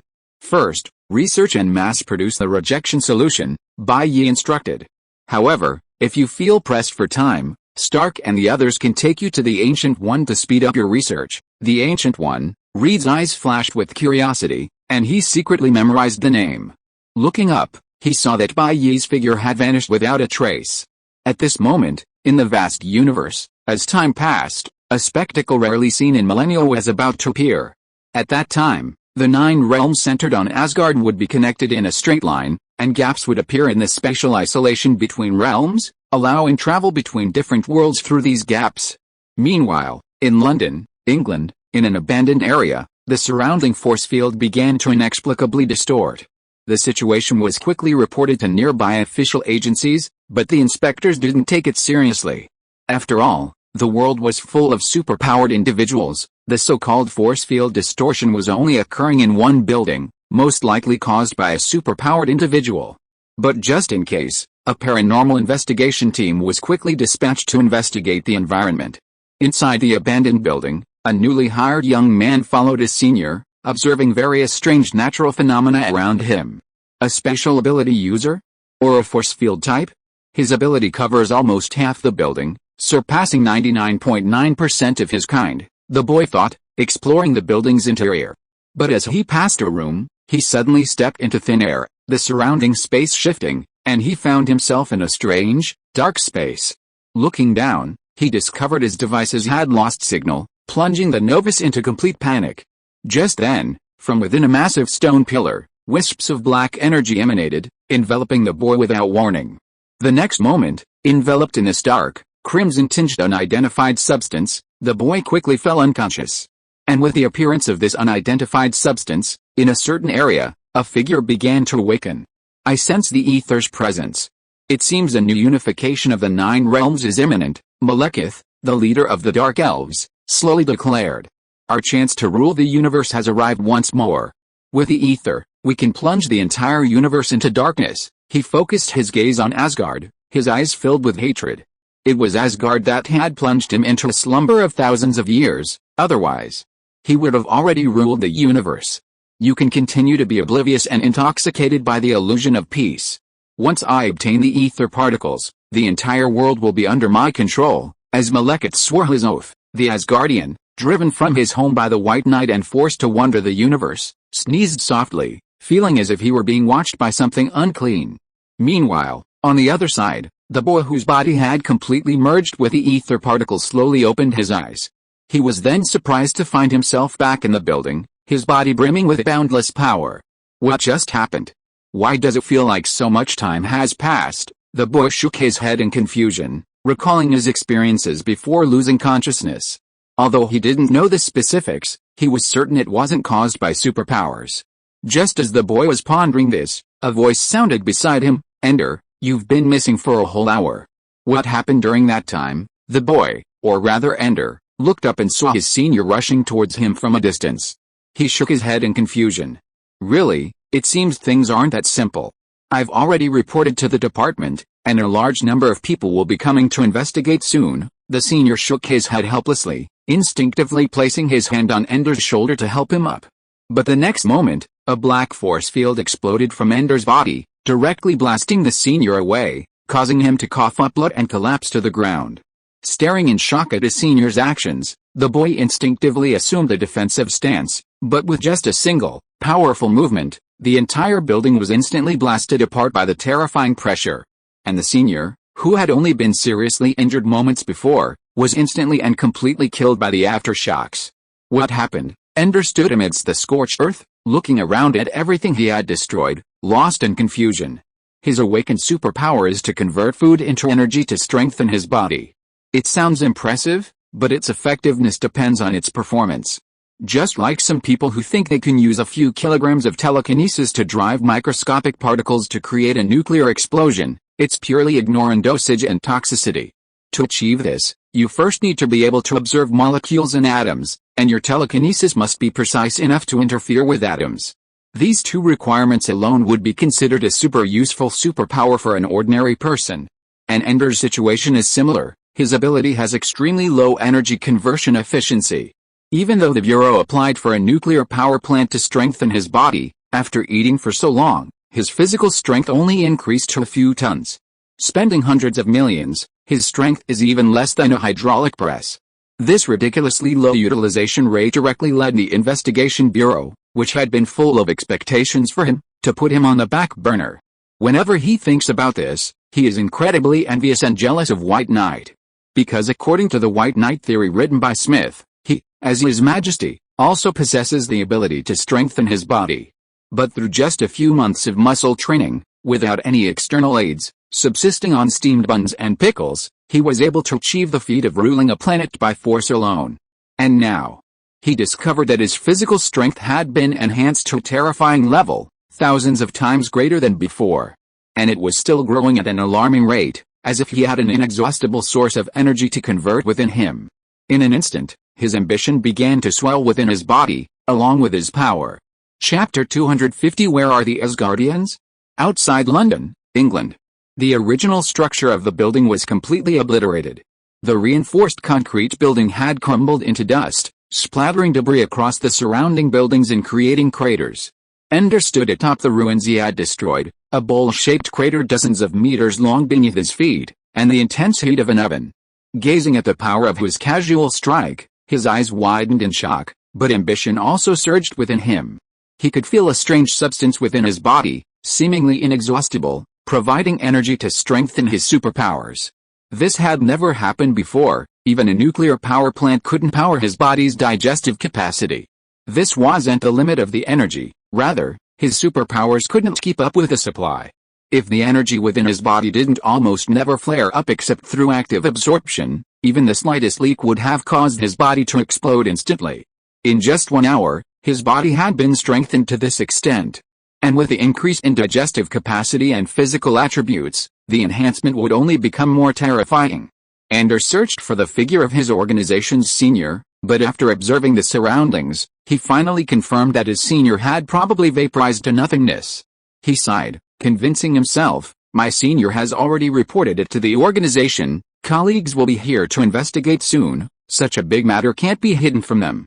I'll at least receive a disciplinary action, and the energy within me will definitely be extracted for research. Rather than waiting to die, I'd better hide, pretending to be like my senior. Even my body was destroyed. Ender gradually convinced himself, a strong confidence appearing in his eyes. With such power, I can't be as idle as before, and I absolutely cannot let others steal the energy within me. In his long-winded explanation, only a few seconds had passed. With the enhancement of his physical functions, his control, thinking ability, and so on began to increase proportionally. Having made up his mind, he leaped forward, disappearing from the spot amidst the violent tremors of the earth. 2 minutes later, the arriving investigation team, seeing the scene resembling a nuclear bomb wreckage, a serious look flashed in their eyes, and they reported without hesitation. Because of the loss of several officials, and especially given the crackdown on crime ordered by Bai Ye, this incident was quickly used as a negative example. Inside the White House, Stark looked at the report displayed before him, preparing to make a call to have his superheroes investigate. But Future Stark, after taking the report, hissed softly, "This timeline seems familiar." Familiar? Stark asked doubtfully, "Did this happen to you in the future? This should be related to the Infinity Stones." "I remember the ether, also known as the Reality Stone, appeared around this time." Future Stark carefully read the original report. Before staying in this universe, the Avengers had spent a long time researching related issues in search of the 6 Infinity Stones. Although several months had passed, he still had some recollection of Thor's self-description. For example, the Reality Stone appeared in London, England, around this time, leading to events like the Dark Elves attacking Asgard. Such important stuff, why didn't you say so earlier? Stark's eyes widened. The plot has gone off like this, how am I supposed to know what to say? I didn't even pay attention to how many gems are piled up in the warehouse like scrap metal, and Hydra wanted to kill tens of millions of people through calculations in the future. Now Hydra's grave is overgrown with weeds. Do I have to say that? Future Stark retorted, you might have created an artificial intelligence because of Thanos' threat, making a city fly into the sky and almost destroying all of humanity. Do I have to say that too? That's what you did, don't drag me into it. Things that didn't happen, what does it have to do with me? Tony denied without hesitation. Besides, time has changed now. In a few years, Potts and I might not even have Morgan. That's why I chose to be his adoptive father. You even have a daughter, don't be so ungrateful. The two glared at each other, complaining and throwing out dirt on each other to annoy the other. This scene made the staff assisting nearby smile wryly. One playboy is troublesome enough, let alone two clashing together. This is already the umpteenth time this month. Their verbal sparring lasted for several minutes before the more mature Future Stark finally calmed down and asked, "So, what are you going to do now?" "What do I do? It's just an Infinity Stone. We have the Ancient One, a team of heroes and villains, hundreds of thousands of mutants and tens of millions of superhumans worldwide, not to mention Bai Ye. We'll handle it however we want," Stark said confidently. They had 4 Infinity Stones at their disposal. The current situation was 4 against 1, the advantage was theirs. Why be cowardly? The Future Stark was as confident as his past self, but ultimately more composed. He recommended, however, just in case, let's go see the Ancient One for a fortune-telling first. Tony thought for a moment and nodded, alright, let the sorceress use the time stone to calculate the fortune of this operation, see if sending Magneto and the others is safe. If not, then report to Bai Ye. Perfect. Dr. Reed said he wanted to go see the Ancient One, let him go and ask. After the two made their decision, they settled the matter casually. Their expressions showed no concern because it was an Infinity Stone. After all, Earth now had many hidden talents and trump cards. Meanwhile, on the other side of Asgard, with the convergence of the 9 realms, Malekith used the ether fragment to revive the cursed warrior and then arrived in Asgard through a glitch in a flying machine. Countless huge spaceships achieved invisibility by distorting light. Malekith stood inside the spaceship, looking down at Asgard. I once swore an oath to unleash a magnificent. Where are they? He gazed down at the lush, ancient ruins of Asgard, only to find the land utterly deserted, littered with scattered belongings, as if a hasty relocation had taken place. End of this chapter. Thank you so much for reading until the end. Don't forget to give it a like. Looking for more exclusive content and immediate access? Subscribe to our Patreon. Remember, every like, subscription or donation encourages us to continue. Thank you all, see you in the next video.